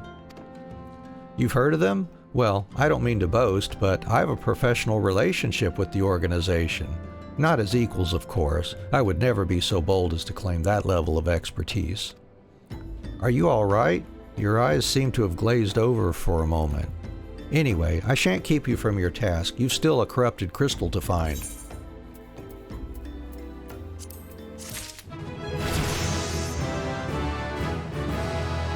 Level 53 now. Boy, oh boy. Corrupted crystals of sufficient size and strength are not all that common, I fear. Fortunately, one of my other students, Sayana, claims to have discovered another promising site in eastern Lanaska. Wait, that's not correct. Eastern Lanaska was where she was nearly killed when wandering too close to an imperial castrum. Haha, now that made for an amusing anecdote. It was western Lanaska, Pharaoh Sirius on the Isles of Umbra to be precise. I can't recall her exact reasoning, something to do with one of Dalamud's talons or some such nonsense. What I can say for certain is that she is still in Aleport, attempting to gain access to the Isles. Why not travel there and see if Sayana's inquiries bear fruit? If you can look past the crass and violent ways of the local pirates, you might find your time there to be quite pleasurable. Oh, and do not forget to take your makeshift warded pot, lest she think you unprepared for the task. Aye, aye, sir. All right, well, let's go speak with Sayana in Aleport.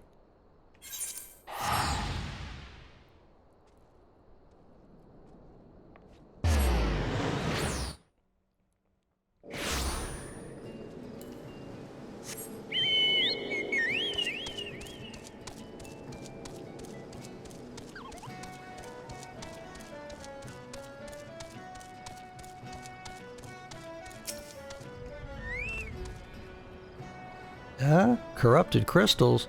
Madam, I've no interest in being the butt of your jokes, so if you've no other reason for addressing me, kindly leave me be. Well, I'll be damned. Professor Lambertain did send you. Beg your pardon, it seems we got off on the wrong foot.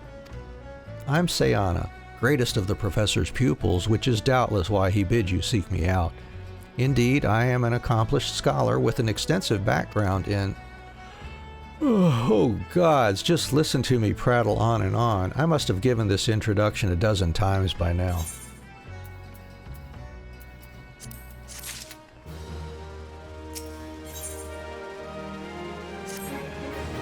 As I told the professor in my many missives, I believe that the area surrounding Pharos Sirius is replete with corrupted crystals of exceptional strength.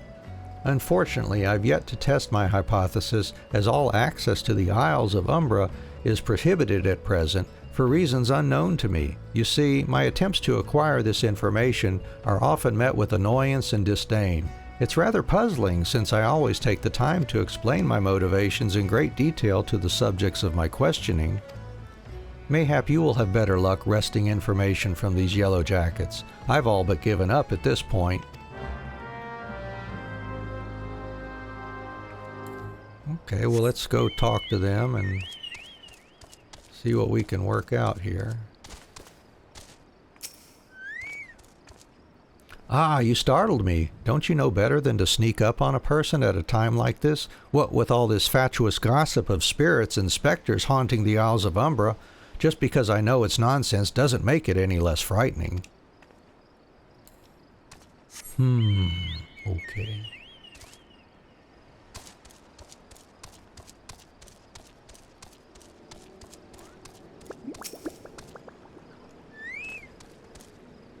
You're keen on traveling to the Isles of Umbra?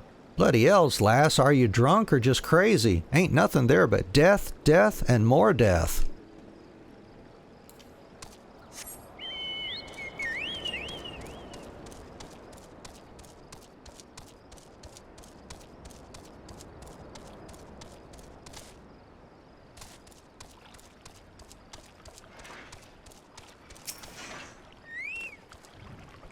The Isles of Umbra? What interest have you in that god-forsaken place? Ever since we were forced to abandon Pharos Sirius, the Isles have become not more than a graveyard for ships unable to navigate the shores, and a purgatory for the souls dragged down to the depths with them.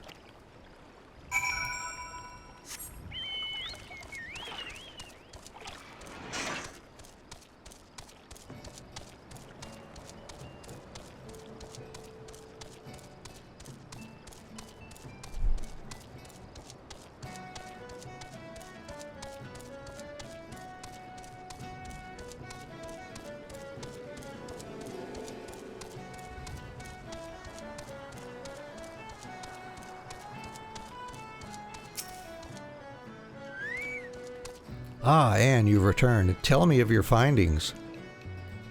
Really? Infested with the undead, you say? That is a very, very interesting development. Excuse me for a moment while I gather my thoughts.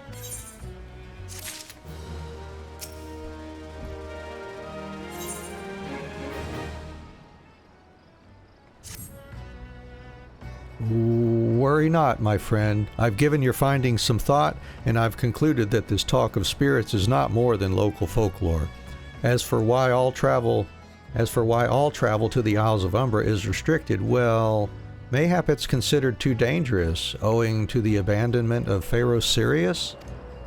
Yes, well, anyway, while you were questioning those yellow jackets, I paid a visit to the local pub, since even an esteemed scholar like myself enjoys dulling her wits on occasion. It was there that I heard tell of a man named Skifrin, who was recently detained after returning from, wait for it, the Isles of Umbra. This is the first I've heard of someone actually traveling to and from there, so I'm curious as to how he obtained permission. Mind having a chat with him in my stead? He was arrested after all, so I'm somewhat reticent to approach him myself.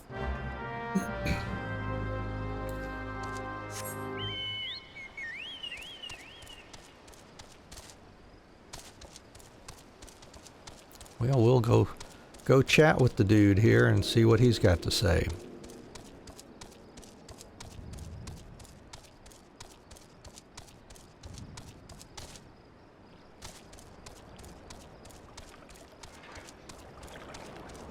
Hey, Skifrin. I have to go back. She calls to me, sings to me. Tell Mimidoa I'm sorry. Give him this. He was right. Or you could release me? Yes, release me. I will go and tell her. Let me go to her.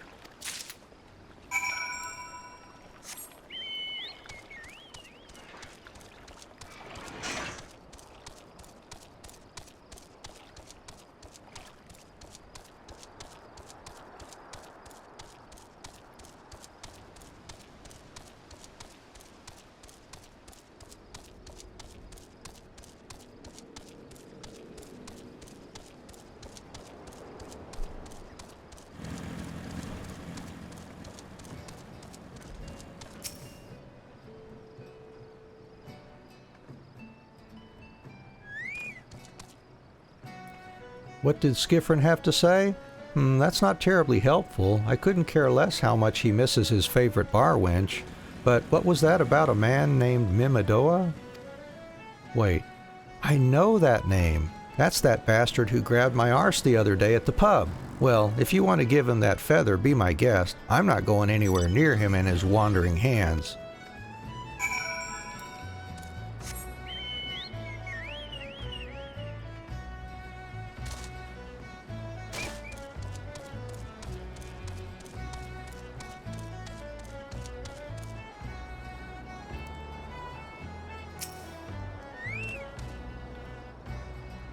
Another initiate, are ye? No? Then what are ye? Speak up, missy, I can't hear ye.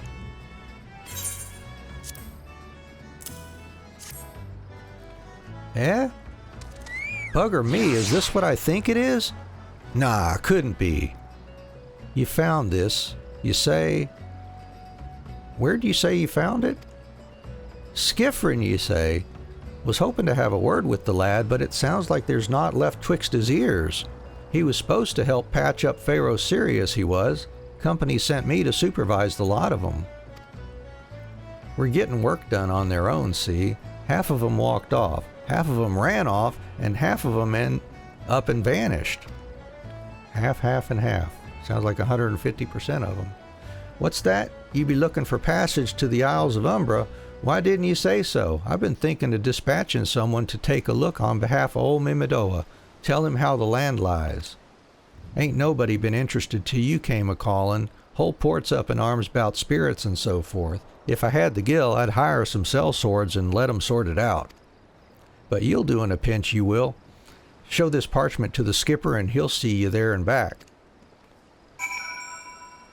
All right.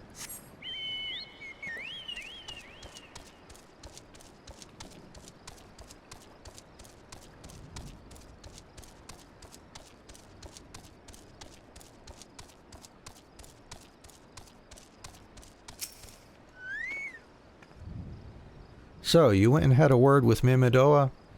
I hope the valuable time you saw fit to waste amounted to something.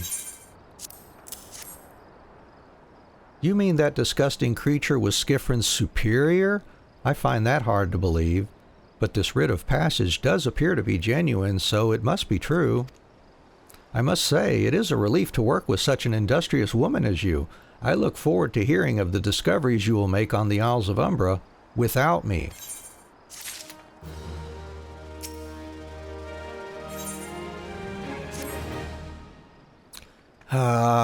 Fine. I fail to see the justification for dragging me along on your journey, but if you insist, I will go as well. But 12 is my witness. If you leave me behind to be devoured by some horrid abomination, I shall come back to haunt you.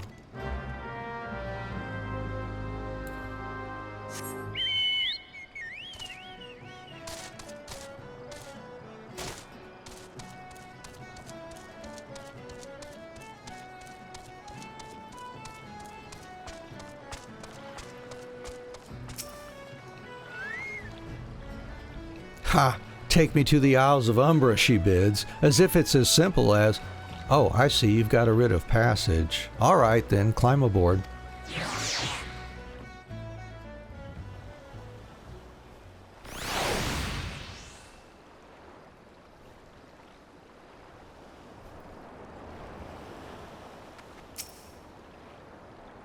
This doesn't seem all that bad. I'm not saying I'd like to build a summer home here, but...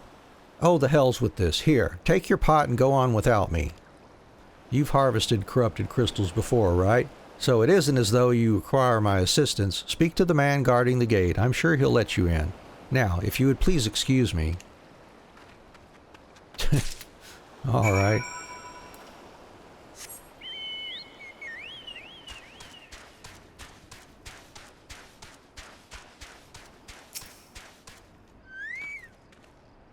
Beg your pardon, madam, but how did you come here? Access to this island is currently restricted. An old pot? I'm not sure I follow. Oh, I see. You wish to harvest a corrupted crystal. Sorry, friend, but you may have to return empty-handed.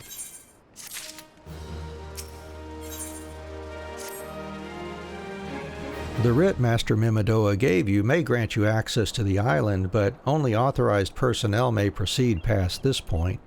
Why, you ask? Look up and see for yourself. When that giant mass of crystal struck the lighthouse, it caused severe damage to both the structure and the machinery within that once powered the beacon. Aye, contrary to what the small folk would have you believe, the fires of Pharaoh Sirius were not the product of a mage's thaumaturgy or a colossal arcane bomb, but an elaborate contraption fueled by ethereal energy. Repairs are still ongoing, but it's anyone's guess when they'll be complete. What's worse, all work has ceased since rumors of the Walking Dead drove off our entire crew. Not that those rumors are incorrect. I've observed the fiends from a distance at the ship graveyard to the south. What's drawn them to our shores is still a mystery, though. I'll make you a deal, Anne. Help me unravel this mystery, and I'll bring you your corrupted crystal. In fact, I shall begin searching for one that satisfies your requirements. As for where to begin your inquiries into the situation, it so happens that a party of 3 adventurers came ashore not long ago seeking to scavenge valuable trinkets at the ship graveyard. I'd be surprised if they knew nothing of the undead infestation, so it might behoove you to question them. Thanks for the information and the tip there, Mr. David.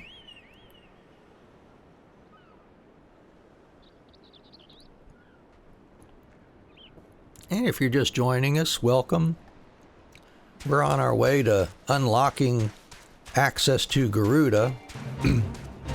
We have to collect us a crystal, it looks like, so that the airship can get through to her domain. You saw them too, right? Dead people, just shambling about without a care in the world, except when they do seem to care, that is, and start shuffling towards the water.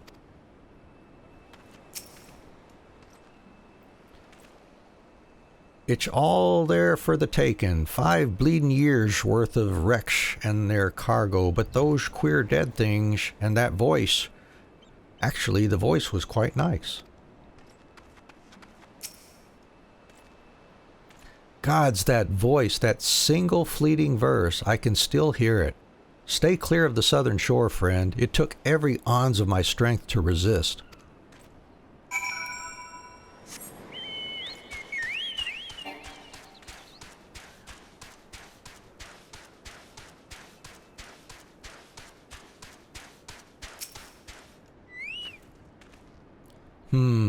This talk of an alluring voice is disturbingly familiar, as if... But that's impossible. They're all dead, aren't they?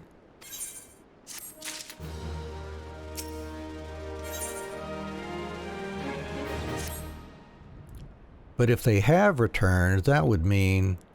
Oh, beg your pardon. I was just thinking about something. Which reminds me, I received word that Master Mimidoa would be arriving any moment. Apparently, he grew frustrated waiting for the sweet young lass with skin as soft as phoenix down to return, which I'm assuming is you. I don't know what sort of arrangement you had, but you should probably go and explain yourself.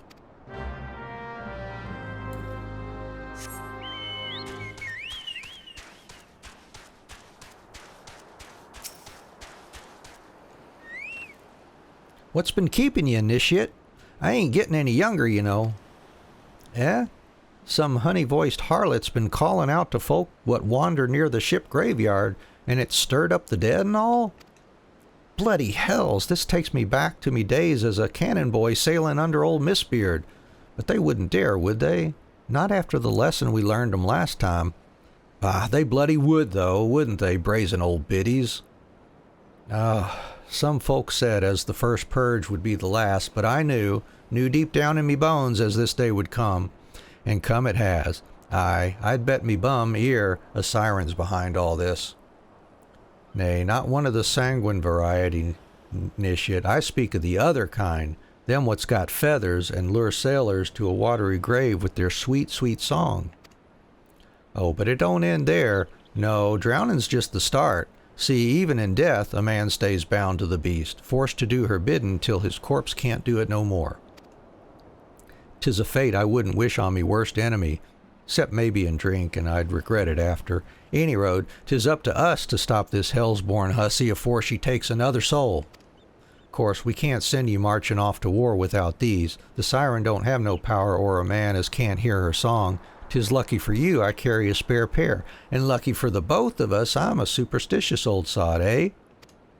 Well, she ain't coming to us, so we'd best head over to her, to the ship graveyard, Nishet.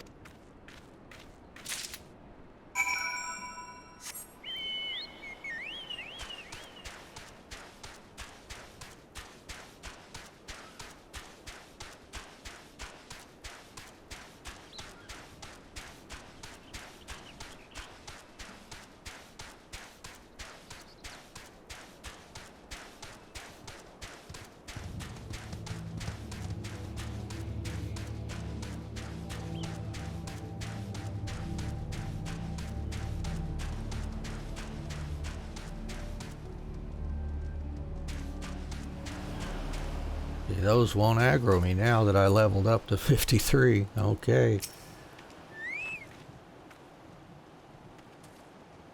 If she passes near the shore, she's sure to spy the campfire and come looking. Just a matter of waiting now. All right. Let's see what level we're capped at on this one. 46.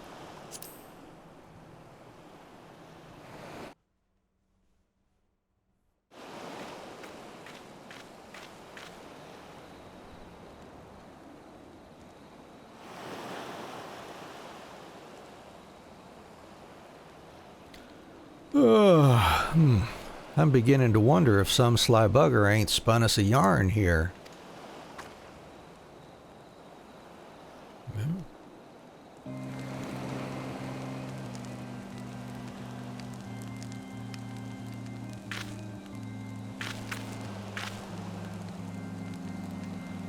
Quiet.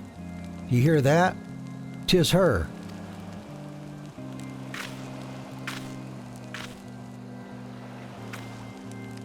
Look, out o'er the water. She's come, Nishet. She's come.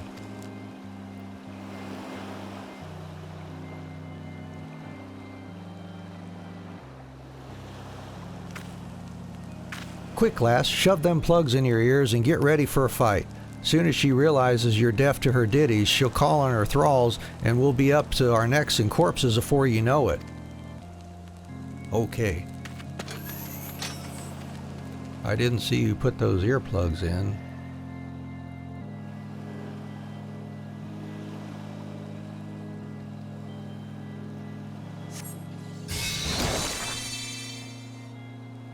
What's that? Brilliant conviction, breaking limits as only a true warrior of light could. All right.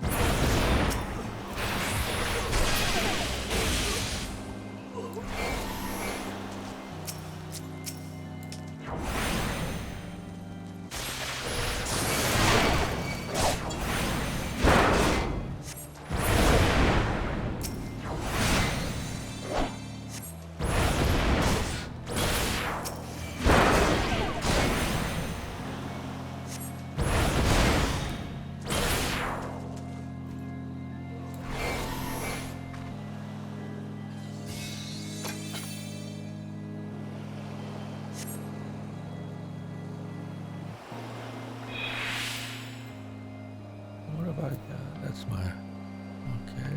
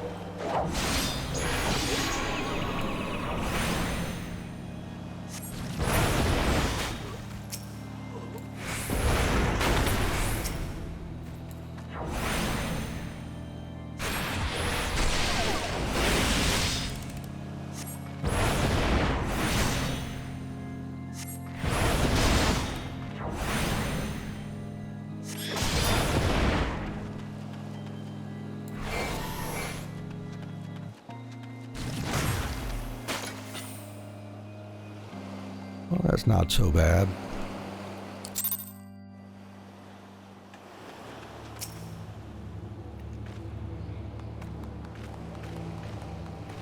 Yeah? Am I all right? Ha! I'm better than that, Nishit. Happy as a sailor in a whorehouse, I am. Of course, I'd be happy as a sailor with 2 whatsits if we'd gutted the songstress, but you can't have everything, can ye? She'll not come crooning round here again, though. Not for a while, any road. And if she does, well, we know what to do, don't we? Thanks for the help. Bugger me, I've clean forgot your name. Remind me, Anne? Don't recall having no Nishit by that name, but if you're not me old mate, what's name? Why have you been so bloody helpful? Yeah, never mind. Be seeing you, lassie.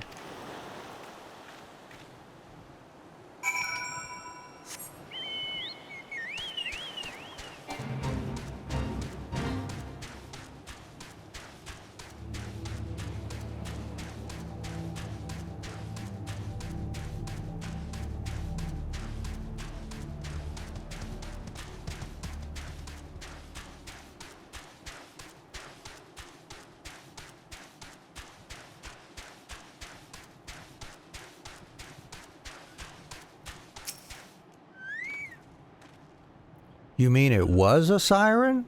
But how were you able to resist her song? I see. I had heard that Master Mimidoa was involved in the first purge, but I never actually... Having survived an ordeal like that, I can't blame him for carrying earplugs around with him. Anyway, I have something for you. The corrupted crystal you wanted. Safely sealed within the pot, just as you requested. Please, take it with my compliments.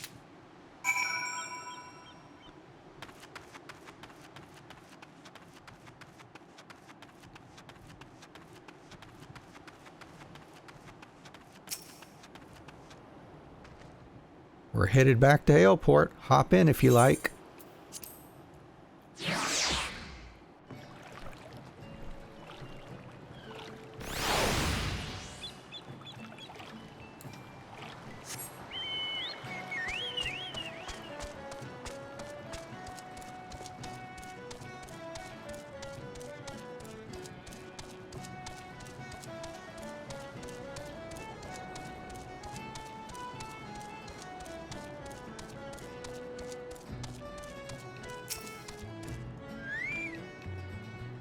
Oh, it's you. Welcome back, Anne. You're looking remarkably hale, I must say. And more importantly, alive. You are alive, aren't you? Aha, the conquering hero returns bearing a gift. Might I have a closer look? Impressive. Very impressive indeed. Yes, I think you'll be quite pleased with this specimen. Congratulations, Anne. Seldom if ever have I encountered a corrupted crystal composed of such a volatile overabundance of fire-aspected ether. What, you wanted a corrupted crystal composed of ice-aspected ether to counteract the effects of a raging wind? Well, this specimen won't help you there. Anyone who knows anything about the elements could tell you that. You'll just have to keep looking, I suppose. Oh good, mount speed's faster here now. Level 43. Don't fret now, I know exactly where to find a corrupted crystal comprised of ice-aspected ether. An associate of mine in Gridania has been studying the effects of one such crystal on living beings. Huh? What's with that expression? I thought you would be pleased to hear this news. This is not another wild dodo chase, I assure you. And what's even better is that this time you needn't use that warded pot of yours to protect yourself from this crystal's energy. Hedden's findings suggest that it is quite safe. Why, you ask? Well, let's just say that it has undergone a unique process that has rendered such precautions unnecessary. Anyway, do not let me keep you. It has been a pleasure, Anne. Come back and see me sometime, all right?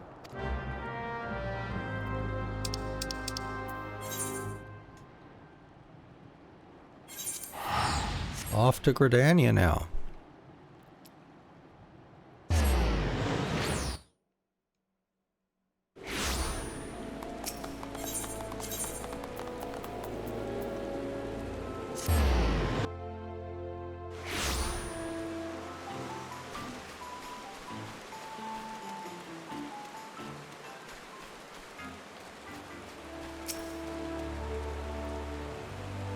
Greetings and salutations.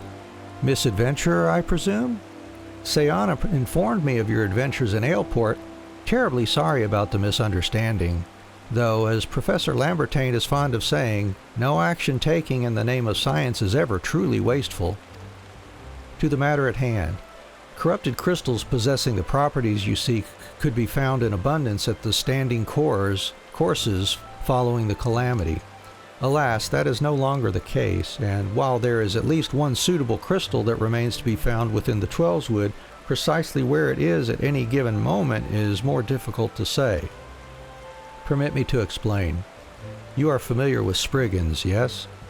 The furry little rascals that are wont to seek out ores and other stones? Well, one such creature with an infamously insatiable appetite has single-handedly devoured every corrupted crystal in the Twelveswood. Fortunately for you, these crystals take an eternity to digest, assuming they can even be digested, and I am reasonably confident that one still resides within his gut. It's quite fascinating, really. My theory is that this Giggity first consumed a corrupted crystal when... you couldn't care less about this, could you? To the point then. Giggity seldom makes his presence felt unless there is particular fine fodder to be had. Therefore, we shall require a lure, and I have precisely the sort he will find impossible to resist. Simply place this true heart, I shall save the story of the origin of its unusual name for another occasion, outside the Spriggan's lair and wait for the opportune moment to pounce. As for the method by which you received the crystal from his gut, I shall leave that to your discretion.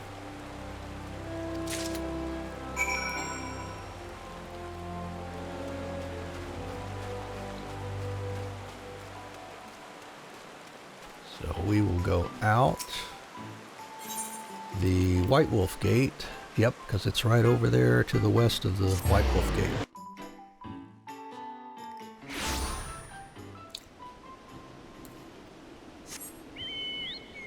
And we will pause here just for a minute or two.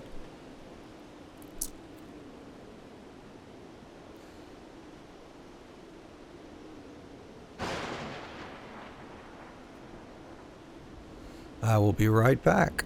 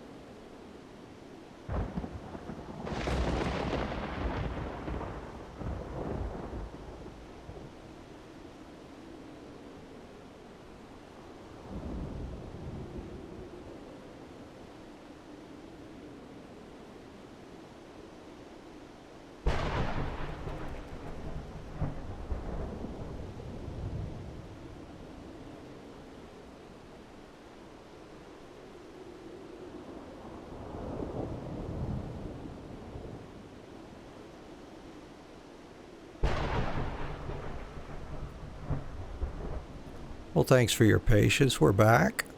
And let's get on with this then.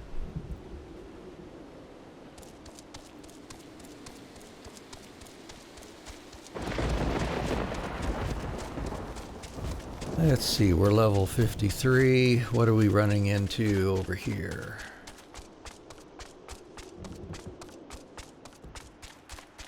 33, 34.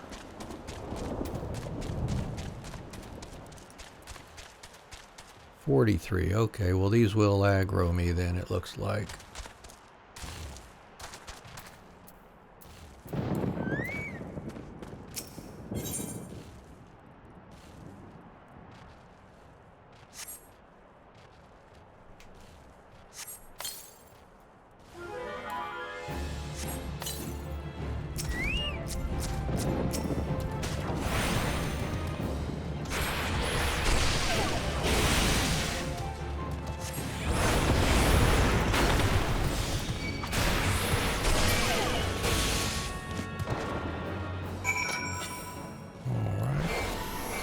Easy enough being 10 levels higher than them.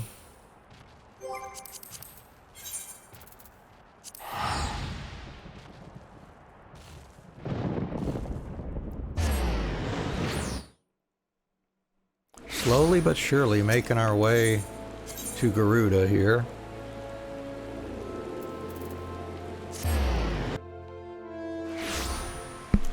Let's hope we finally got what we need to break through her barrier.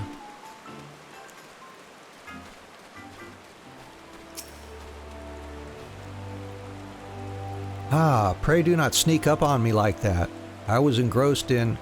Wait, what was that? What in that God... What is that God's awful smell? My word, that is a breathtakingly beautiful crystal. I see my supposition was not mistaken. Ugh, and I also see you weren't averse to digging through Spriggan entrails for your prize. We owe our furry friend a debt of gratitude, you know. This thick coating of digestive juices is protecting us from the harmful effects of the crystal, just as the warded pot you once used did. Why so glum, friend? You finally obtained the corrupted crystal you sought, one overflowing with earth-aspected ether.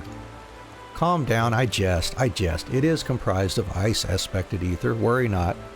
I suppose that joke was in poor taste, considering your previous 2 attempts were for naught.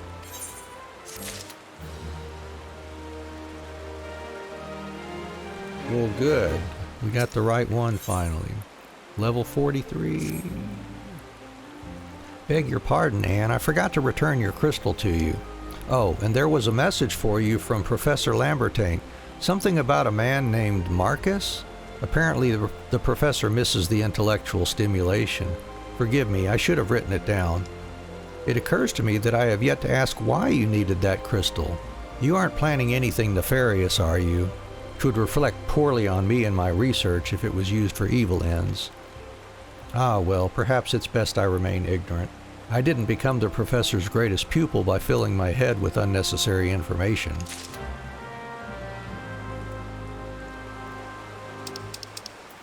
And Sid is at the airship dock still. I guess he's been hanging out there for however long it's taken me to go do all this.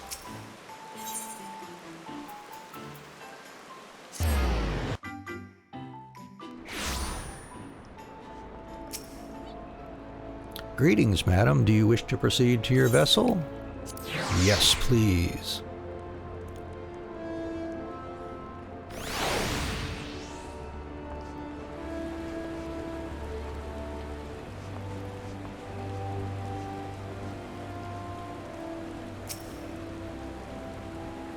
All repairs and modifications have been completed, Anne. Once you bring me the crystal, nothing will stand between us and Garuda.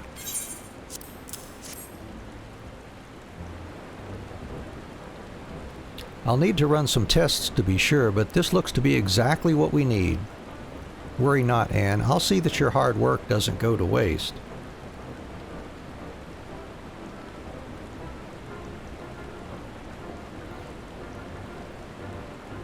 The Enterprise is already more than a common airship, but mark my words, soon it will become something greater, something extraordinary. This is me. This is what I was born to do.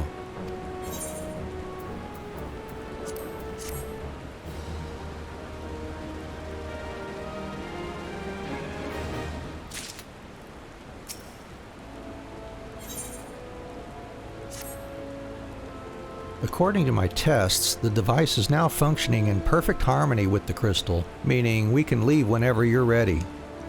But you must understand, tests can only tell one so much.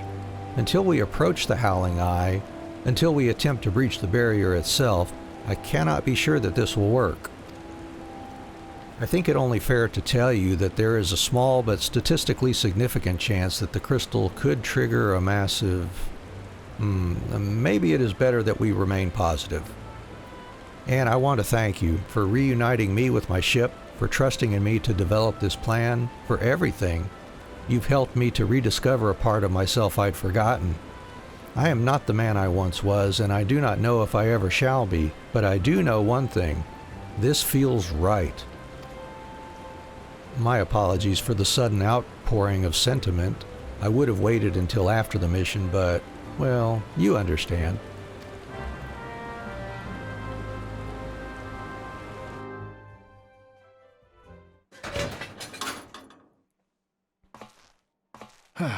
There.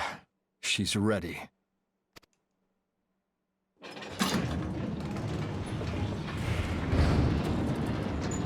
Ah, she stirs.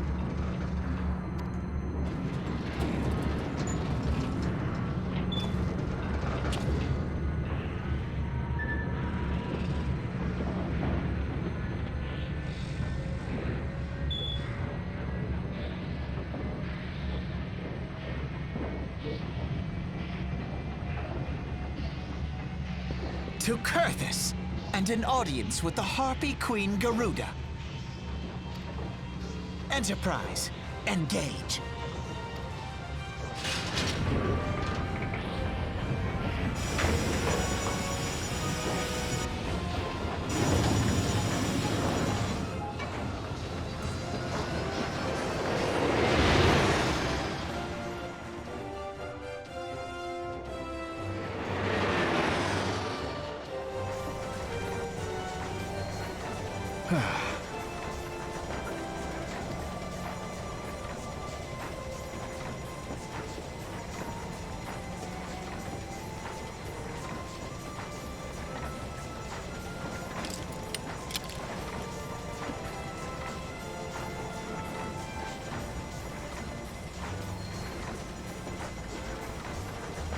Damn it!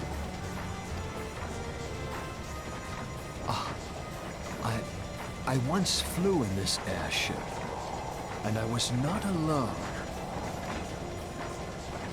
There were adventurers on board.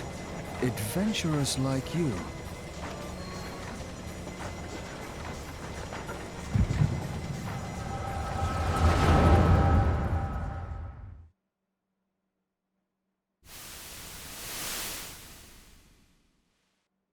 Just how long have I worn these damn goggles?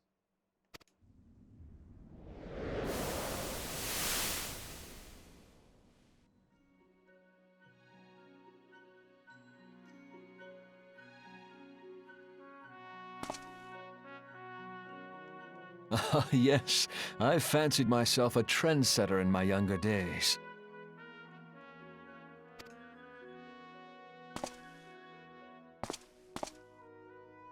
The young prodigy, admired by all, exactly like his father.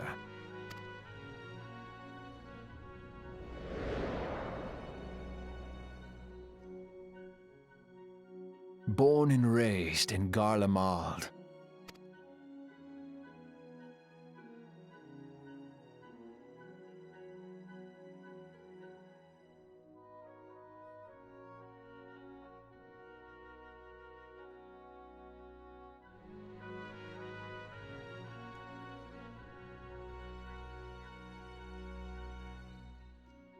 It was only natural that the precocious young student should become an engineer. Had his father not done the same?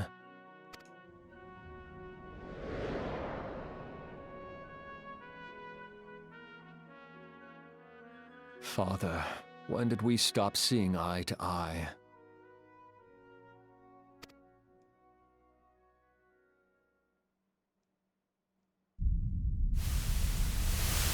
When did Meteor become your everything, and your loved ones cease to matter?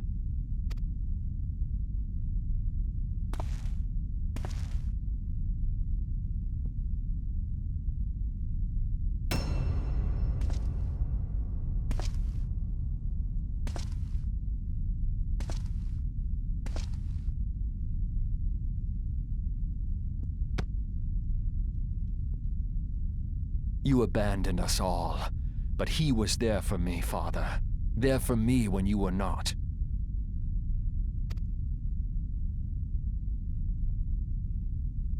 Though he proved no better in the end.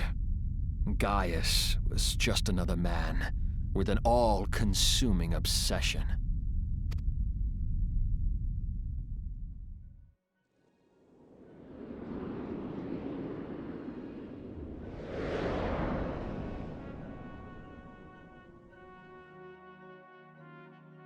And so I ran, left the Empire behind and came to Eorzea, where I built the ironworks.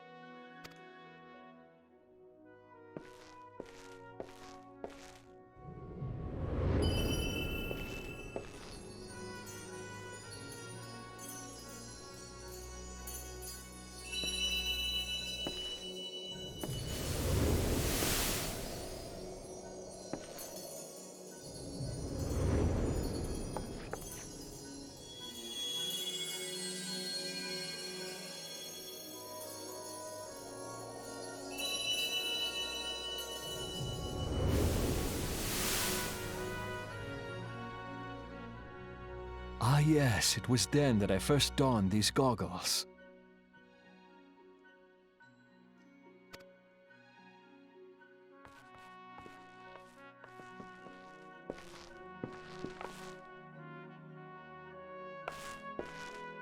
Eorzea opened my eyes.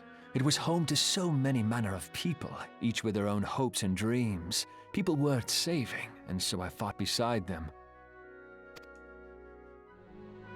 I wanted to prove that my knowledge could serve a nobler purpose. I wanted to prove that there was another way. And it all began that day when I found my new home.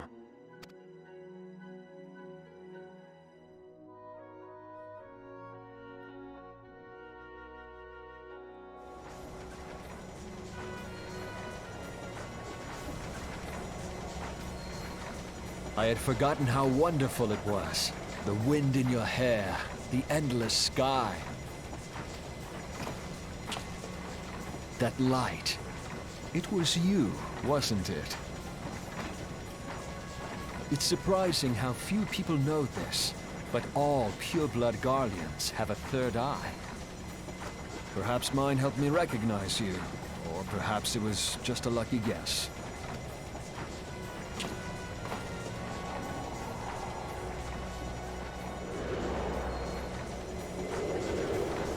The Enterprise was made for this, to carry Eorzea's protectors into battle. I am proud to be able to call her my own. Sid? What exactly do you remember? Alphinaud, my boy. Sorry to have been such a burden.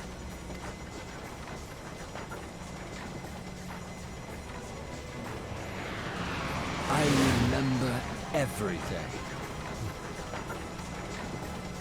My name, my people, and my purpose. Everything. Come, it would be rude to keep Garuda waiting.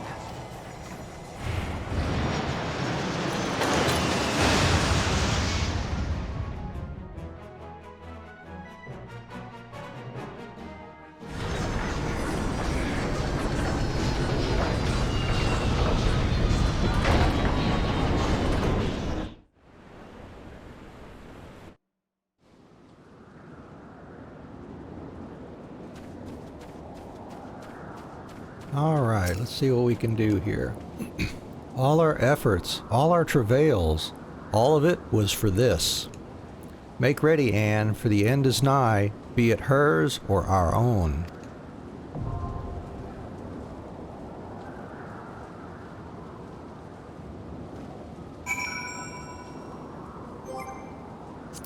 Alright, let's check duty support here. Pair up with another thaumaturge for this one as well. Oh, these poor guys, none of them have their advanced jobs yet. Okay. Whatever. Here we go.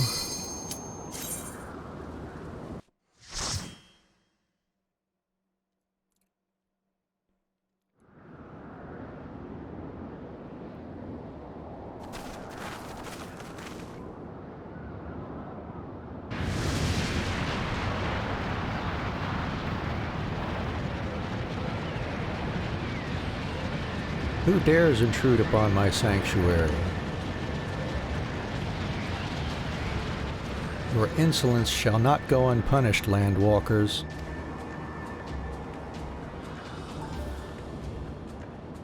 "12 preserve. She's huge.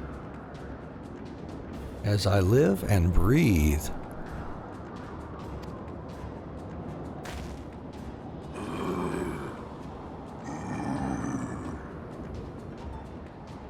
Over there, look. I think our sound may be a little off. Let me just check this real quick. Let's see, where are we gonna look here?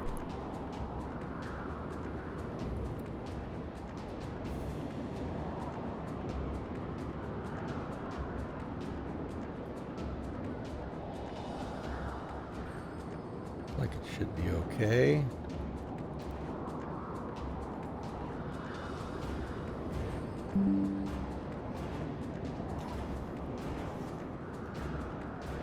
Try a quick reset here. See if that does anything.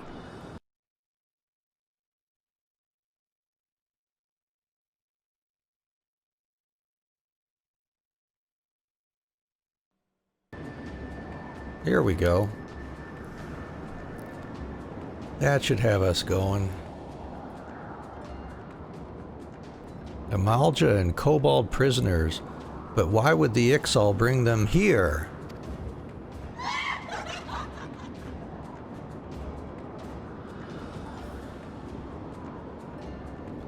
Wherefore come you hither, foolish mortals?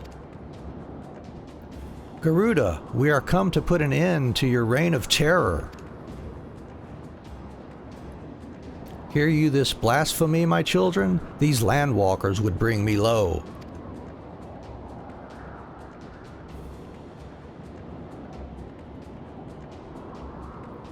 You who are bound to crawl upon the earth should revere me, for I am the wind. Did we not take to the skies and slip your defenses? We are bound by nothing, Garuda. You think your playthings give you strength? They will not help you here, Landwalker. This is my realm, where none can challenge my supremacy. Struggle though you may, I shall slake the roots with your blood and festoon the canopy with your entrails. Ha ha ha ha ha ha. Slay the unfeathered ones we shall. As an offering to Garuda they will serve.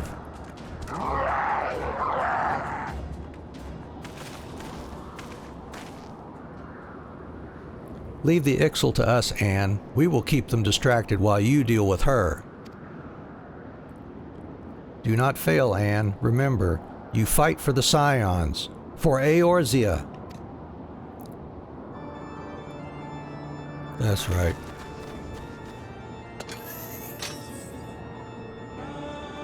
This worm would die by mine own hand. Come then, I shall grant you that which you seek.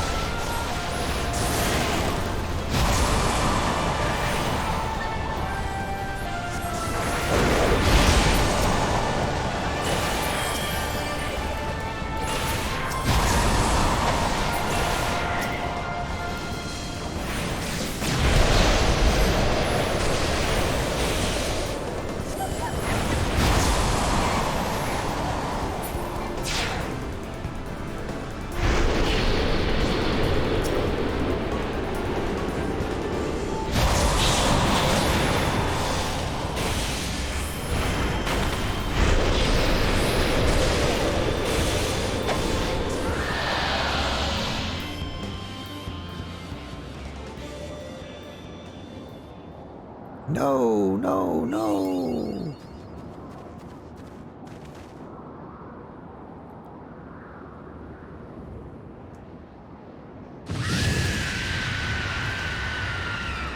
What? How in the hells? Ha ha ha ha! This is my realm. You have no hope here. None. None. Did you truly believe you could defy a god, landwalkers?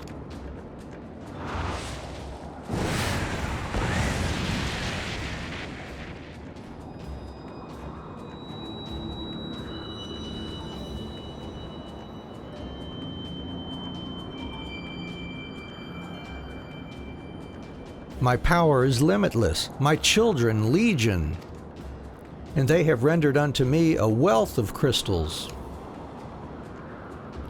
Their gifts sustain me, their faith empowers me.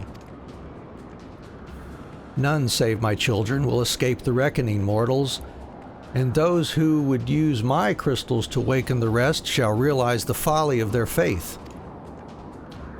Then all shall worship none but me, the one true God. Hee hee hee hee hee. Of course, worship. So long as the Ixal keep praying, she will never fall. Then let's stop them.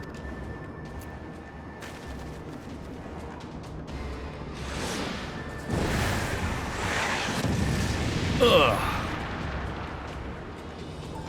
Ha ha ha! No harm will come to you, my children. This is only the beginning, landwalkers. All who oppose me shall suffer for their defiance. Soon, the worms of the forest shall receive my judgment. The desert vermin next. Their walls of stone will not shield them from the tempest. And then will I take vengeance on the sea lice. Their wooden boats cannot outrun the wind. Tremble, mortals, for I shall visit you all in time, and all shall be mine, all mine. You, landwalker, you who dared to raise your hand against me, you shall be the first to pay for your sins, not with your death, but with your life. You will serve me, landwalker, to your last breath.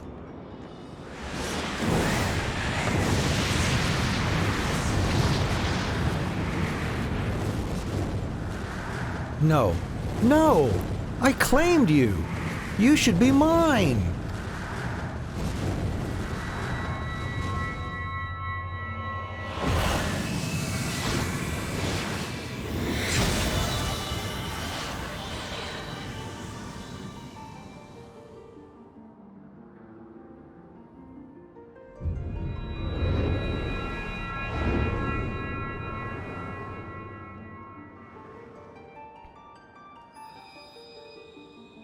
I'll take that.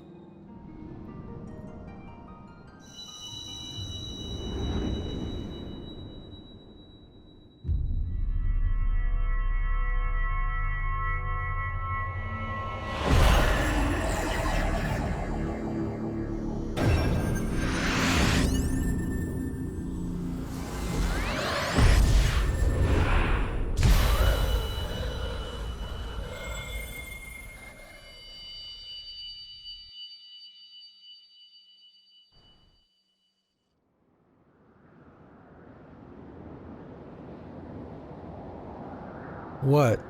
What are you? What have you done to me?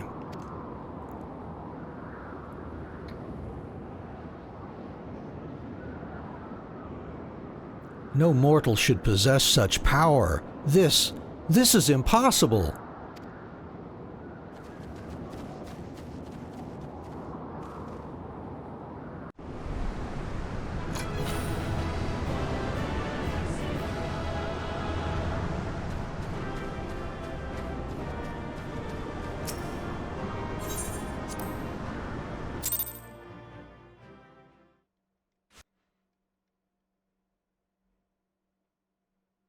Why do you not tremble at my might? Why do you not beg for mercy? Why do you not die? We've done it! Ah! Garuda, It is! kill you all! Is that all? O Lady of the Vortex, O mighty Garuda. Of all primals, the most terrible, I say again, is that all? Gaius! Ah, Sid, my boy, you look well. For one who has forsaken kin and country, I wonder what else you will forsake before the day is done. What? What exactly did you hope to accomplish here this day? Well, I shall accomplish far more.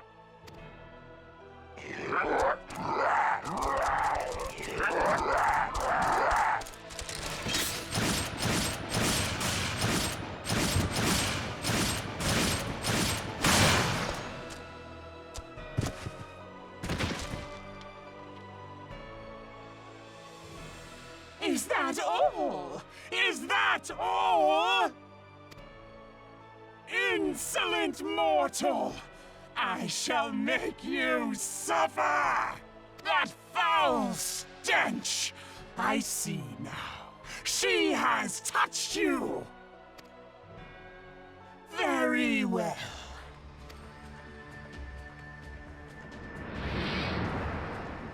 Seven hells, does she still mean to fight?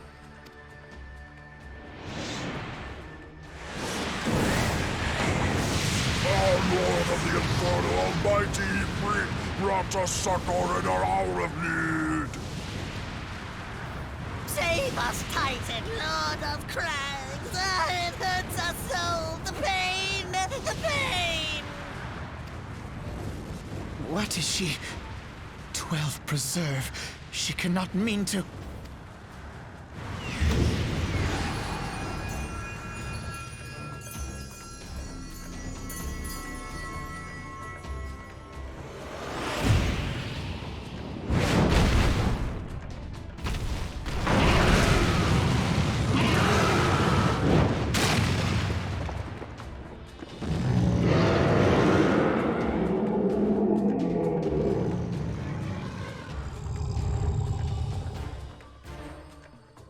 No. No, this is all wrong. Stop gawping, boy! We must run!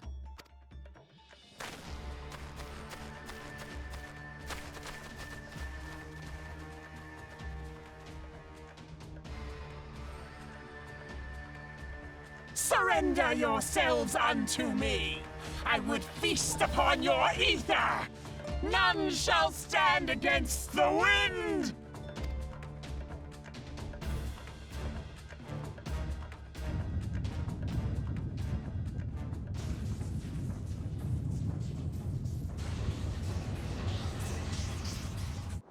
Bear witness to the glory of the Empire!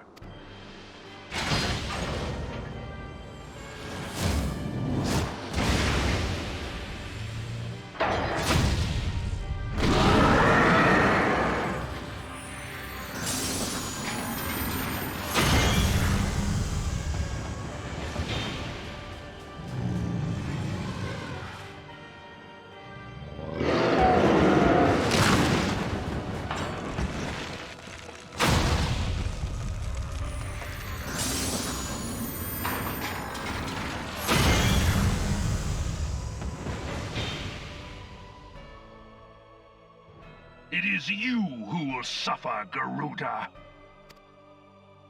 Ancient Alleg had ways of dealing with your kind. Now, look on their ultimate weapon, Icon, and despair.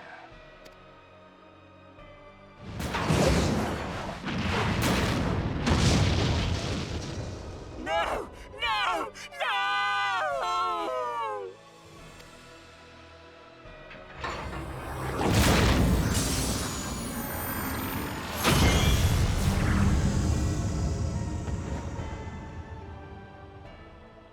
Man magnificent. It exceeds all expectation.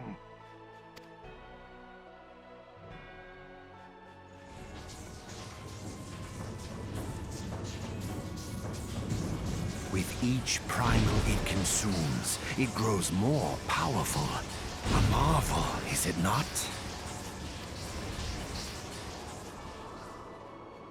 Such is the fate of those who oppose the Empire.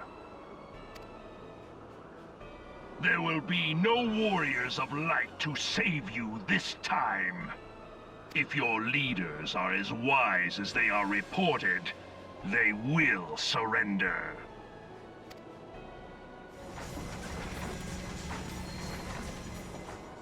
Your skills are impressive, but they will not be enough.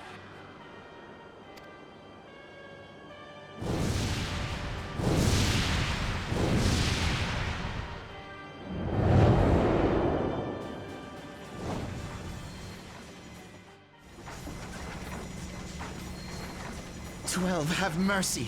What chance have we against such an ungodly creation? And who was that armored devil?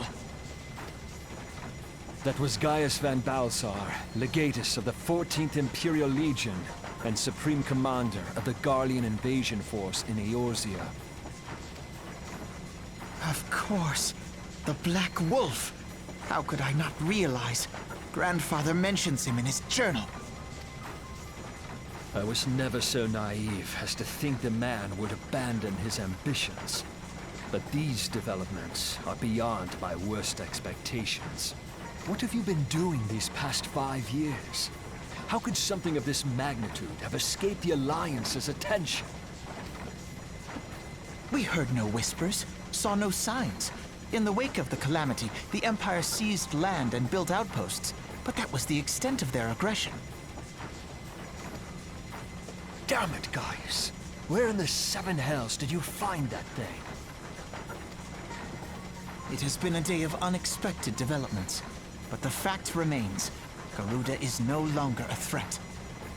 While I take no comfort in the manner of her downfall, it does mean that we may safely put the matter of the primals to one side.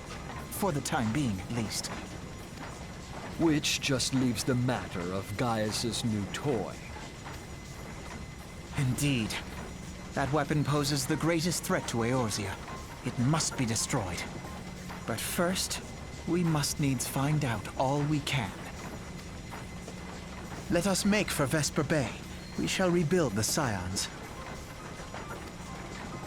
All is not yet lost, my friend. For we bear the light, and shall surely lead our people from the darkness.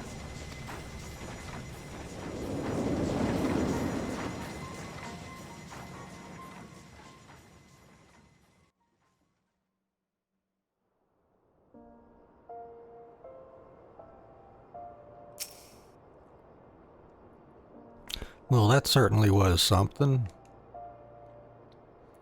Well, that was an experience I would rather not have again. Something has been troubling me, Anne. Shortly before the Black Wolf took center stage, when Garuda attempted to claim you as her own, I could have sworn I saw... but I'm sure I was mistaken. In times of great stress, the evidence of the eye is apt to be misread by even the most inquiring mind. Forget I mentioned it. Returning to the subject of our earlier discussion, we may consider the matter of the primals closed until further notice. No beast tribe will dare summon their gods so long as that weapon exists. Truly, a more effective deterrent I could not imagine. It almost seems a shame to plot its destruction.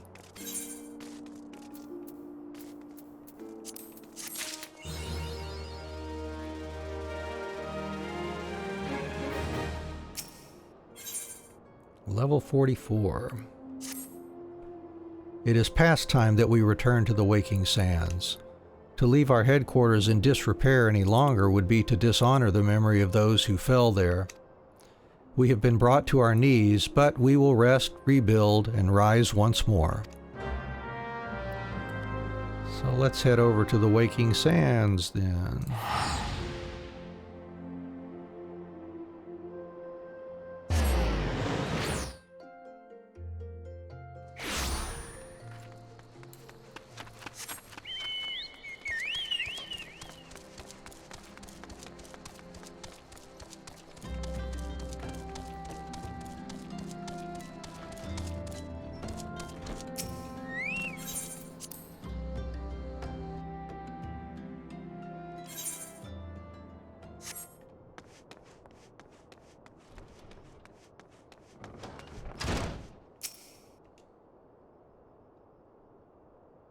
Tell me, Anne, does aught here strike you as odd?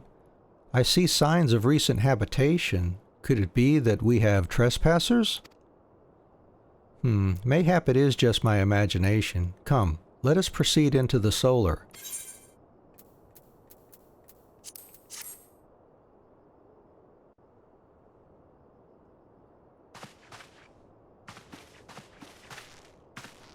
Wait.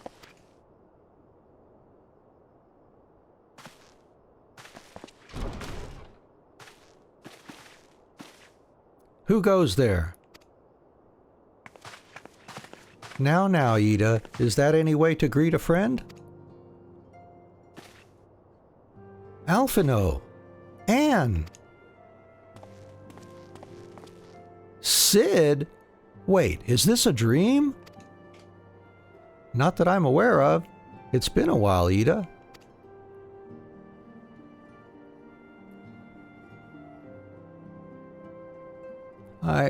I don't believe it.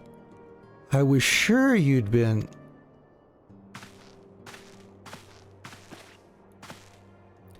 This place has seen better days. You know, I wasn't actually here when... I was still in talks at the Adder's Nest. The first I knew about it was when I came back and I saw... Ida... The church had taken care of the bodies, but that still left the stains. It was hard to know where to start. If Y'shtola hadn't been here to help me. Y'shtola is here too? Yes, but she's not here right now. She's gone to Ul'dah to meet a man who might know what happened to the others. Papaimo and Minfilia weren't among the dead, according to the church. Y'shtola thinks they were taken somewhere. Upon the orders of the Black Wolf, no doubt. Why would he want them? Because they possess something he desires. Knowledge of another power that can be brought to bear against the primals, one that Gaius has yet to harness. The Echo. Gaius will be aware of its existence, as well as the immunity it grants the gifted to the primal's influence. Powerful though his Allagan weapon may be, he would doubtless desire such protection. He means to use Minfilia to gain an understanding of the Echo, none of which explains how the Empire came to know the location of the Waking Sands in the first place. No matter, the Empire has shown its hand and now we must act. It is up to us to rebuild the Scions and save Eorzea. Can I count on you, Ida? What? Oh yes! Yes, of course! Whatever you need. We can discuss our next move upon Y'shtola's return. For now, I say we rest.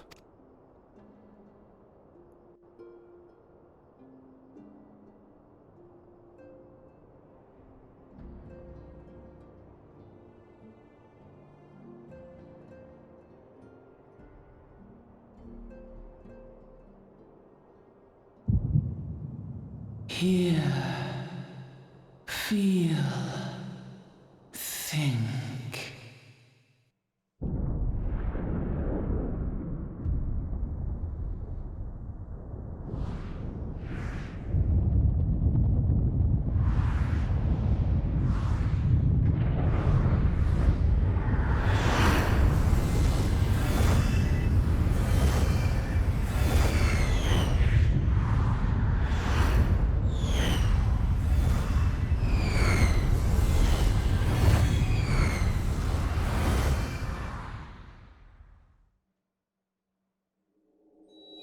Bringer of light,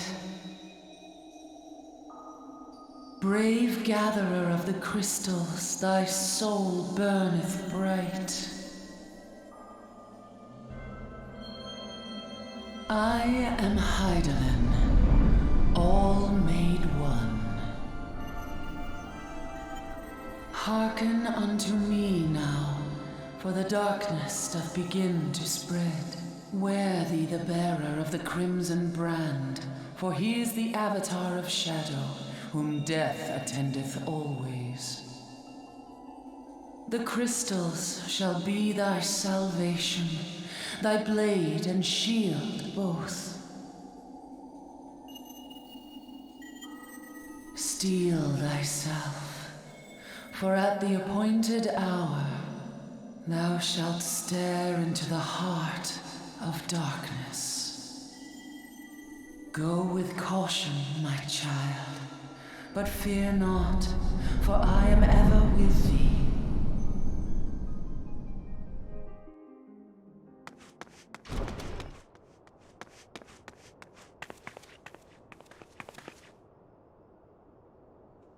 Y'shtola. Anne, I see you and Alphino are safe, and Sid.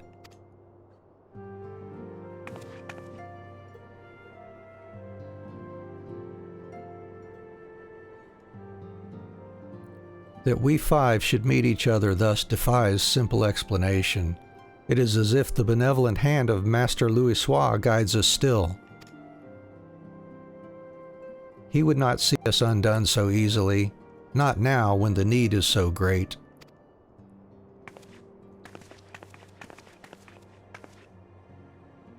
I know where Minfilia and the others are being held. Where? An imperial stronghold in the heart of Mordona, Castrum Sentry.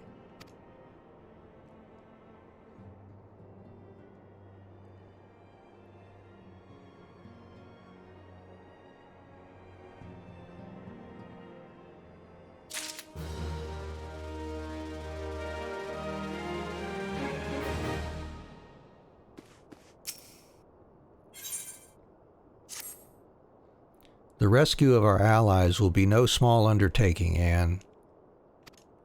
Even under normal circumstances, breaching the defenses of an imperial castrum would be a highly dangerous proposition. But now that Castrum Sentry houses prisoners whom the Garleans deem valuable, we may be confident that they have taken additional measures to ensure the stronghold's security. If we are to free our friends, we will require an effective strategy.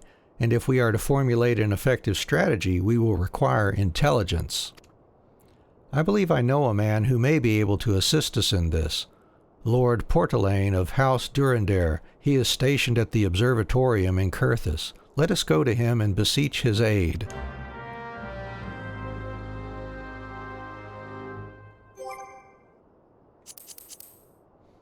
All right, let's see. Crafters and gatherers almost prepared for the level 45. Let's head over to, let's see, we'd probably reach him and from Falgord float a little faster perhaps.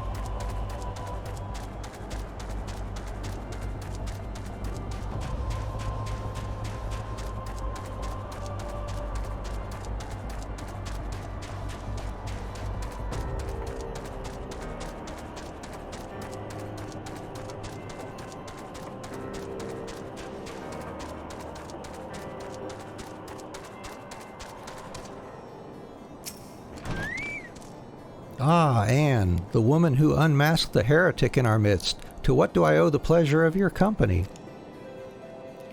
You are an associate of Y'shtola, but of course, Lord Drillamont confided to me that you were a scion of the Seventh Dawn.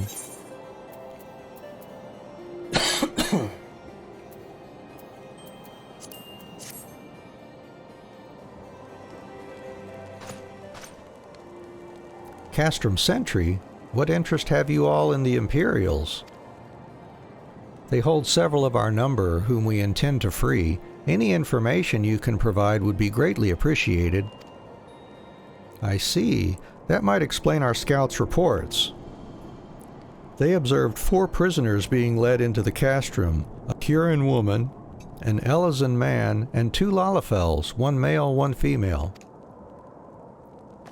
It's them! It has to be! Minfilia, Urianger, Papayimo, and Tataru. If that scant morsel is of use to you, you may also be interested to hear about a more recent incident. Incident? An Imperial airship made an emergency landing here in Kurthus not long ago.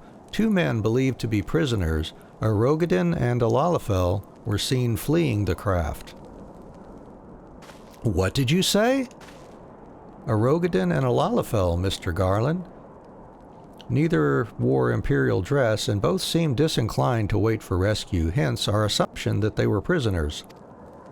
Well, I'll be damned. It's Biggs and Wedge. Trust those 2 rascals to escape? We must find them, Anne, and soon.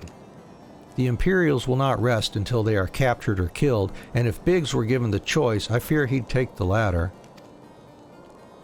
Freeing those held in Castrum Sentry will require substantial planning and preparation. As such, it is an endeavor that will admit some slight delay. The matter of the escapees, by contrast, will not. Shortly after the prisoners vacated the airship, our scouts observed Imperial troops setting off in pursuit. It is likely only a matter of time before they catch them. If you wish to see your comrades again, you had best act now. If, as has been suggested, the Garleans took our fellow Scions prisoner in hopes of understanding the Echo, it seems reasonable to assume that they will not be executed until such time as the study is complete. But Biggs and Wedge are not Scions, nor do they know aught of the Echo. As Lord Portelaine said, this may prove our only chance to rescue them. I say we seize it. Agreed. Thank you, everyone. You won't regret this.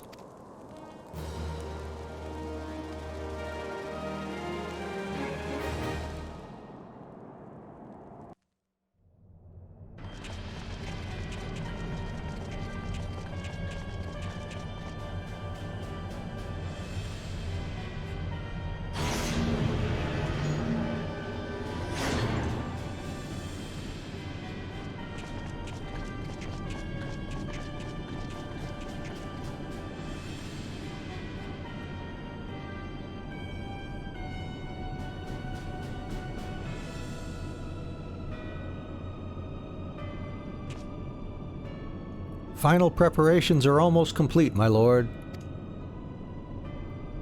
There stands the culmination of 5 long years of painstaking work, but all our efforts will be vindicated when the Emperor's vision becomes reality. At last, we have the power to purge this land of its false gods. We shall give the ignorant children of Eorzea the security and stability they so desperately crave, and which their spineless leaders have so palpably failed to provide.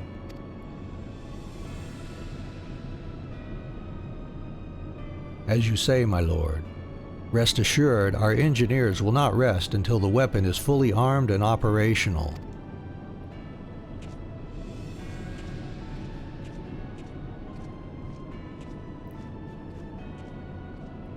Ratatin, you depart for Castrum Occidens at midnight.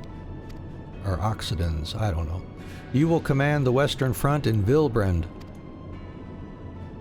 The Eorzeans will attempt to interfere with our plans. You will see that they do not. My lord, if this be your will, I shall carry it out to the best of my ability. I live only to serve the Empire. Yet, forgive my impudence, but is it proper to give command of half our forces to a... I have given you nothing, Praefectus. You have earned it. That will be all. Dismissed. Yes, my lord.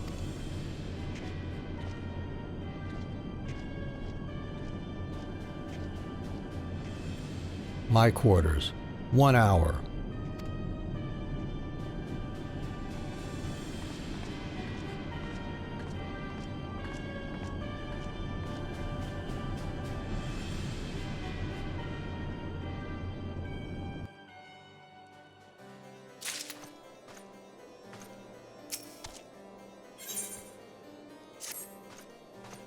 My purpose here is to reconnoiter Garlean activity along Abalathia's spine.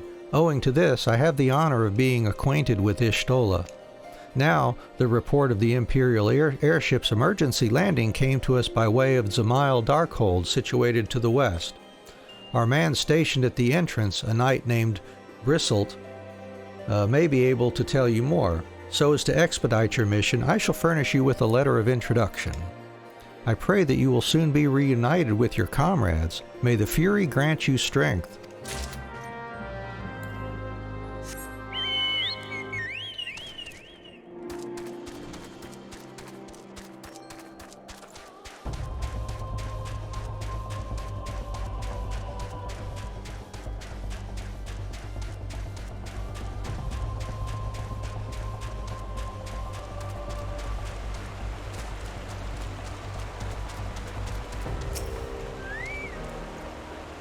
You stand before Zamail Darkhold, the subterranean fortress excavated by the great Ishgardian house of the same name. None but authorized personnel may enter. A letter from Lord Portalane. So, you have come about the Imperial airship. According to our scouts, the vessel had scarce touched the ground when a pair of men, captives by all accounts, burst forth and bolted. Imperial soldiers have since been sighted in the area seeking to recapture them. What? The captives are like to be your friends, you say? Then let us pray that they are yet a step ahead of their pursuers. The emergency landing reportedly took place near the Aurum Vale, situated south and west of here. I suggest you take your search there. Seek out a knight named Pyramon. He should be able to assist you. Alright, we'll be able to go ahead and finish that going for the gold quest here, which will unlock the Aurum Vale for us. Yeah, we have to dodge some goodies here, it looks like.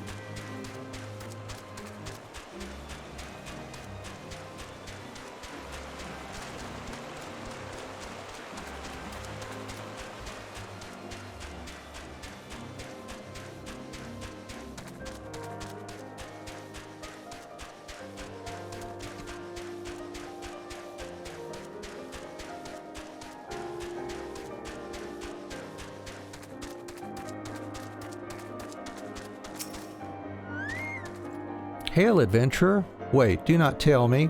Nedrick sent you. Tell me this, adventurer. Do you know how the Aurum Vale earned its most enticing name? Well, allow me to enlighten you. The cave is rich with sulfur and mithril ore which, through reactions with the groundwater, combine to exude golden-hued fumes. A beautiful sight, that is, until you realize the damn death clouds are burning your chest from within. If you still wish to take your life in your hands, I'll not be the one that stops you, but do try not to get killed. I've dragged enough corpses out of the Vale to last me a lifetime. Oh, let's see what we get here. Red coral necklace. Yeah, I'll replace that weathered choker we've been wearing since the beginning. Alright.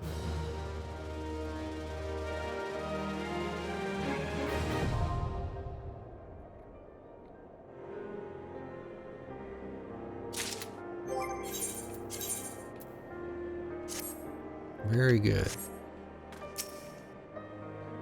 The Imperial airship? Aye, I saw it approach to land with mine own 2 eyes.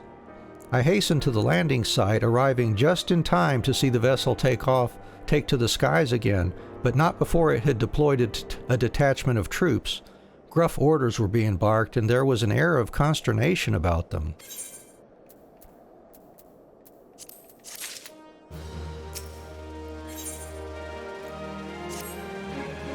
There were prisoners aboard the airship, it seems, and they seized the opportunity to flee when the vessel was forced to land.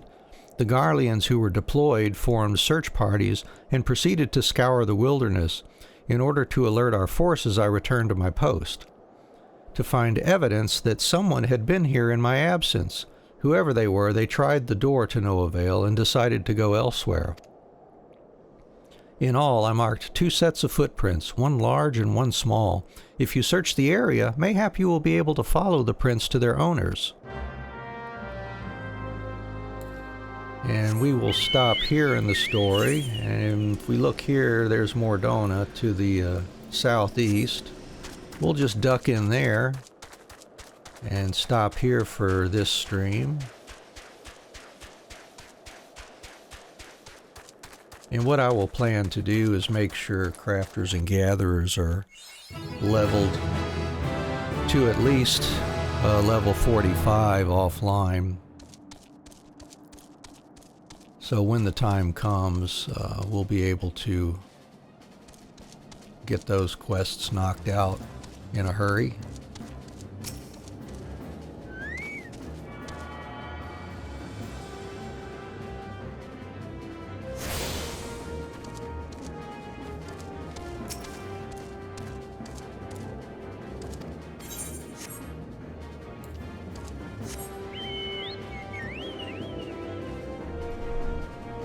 Alright, well that'll do it for today.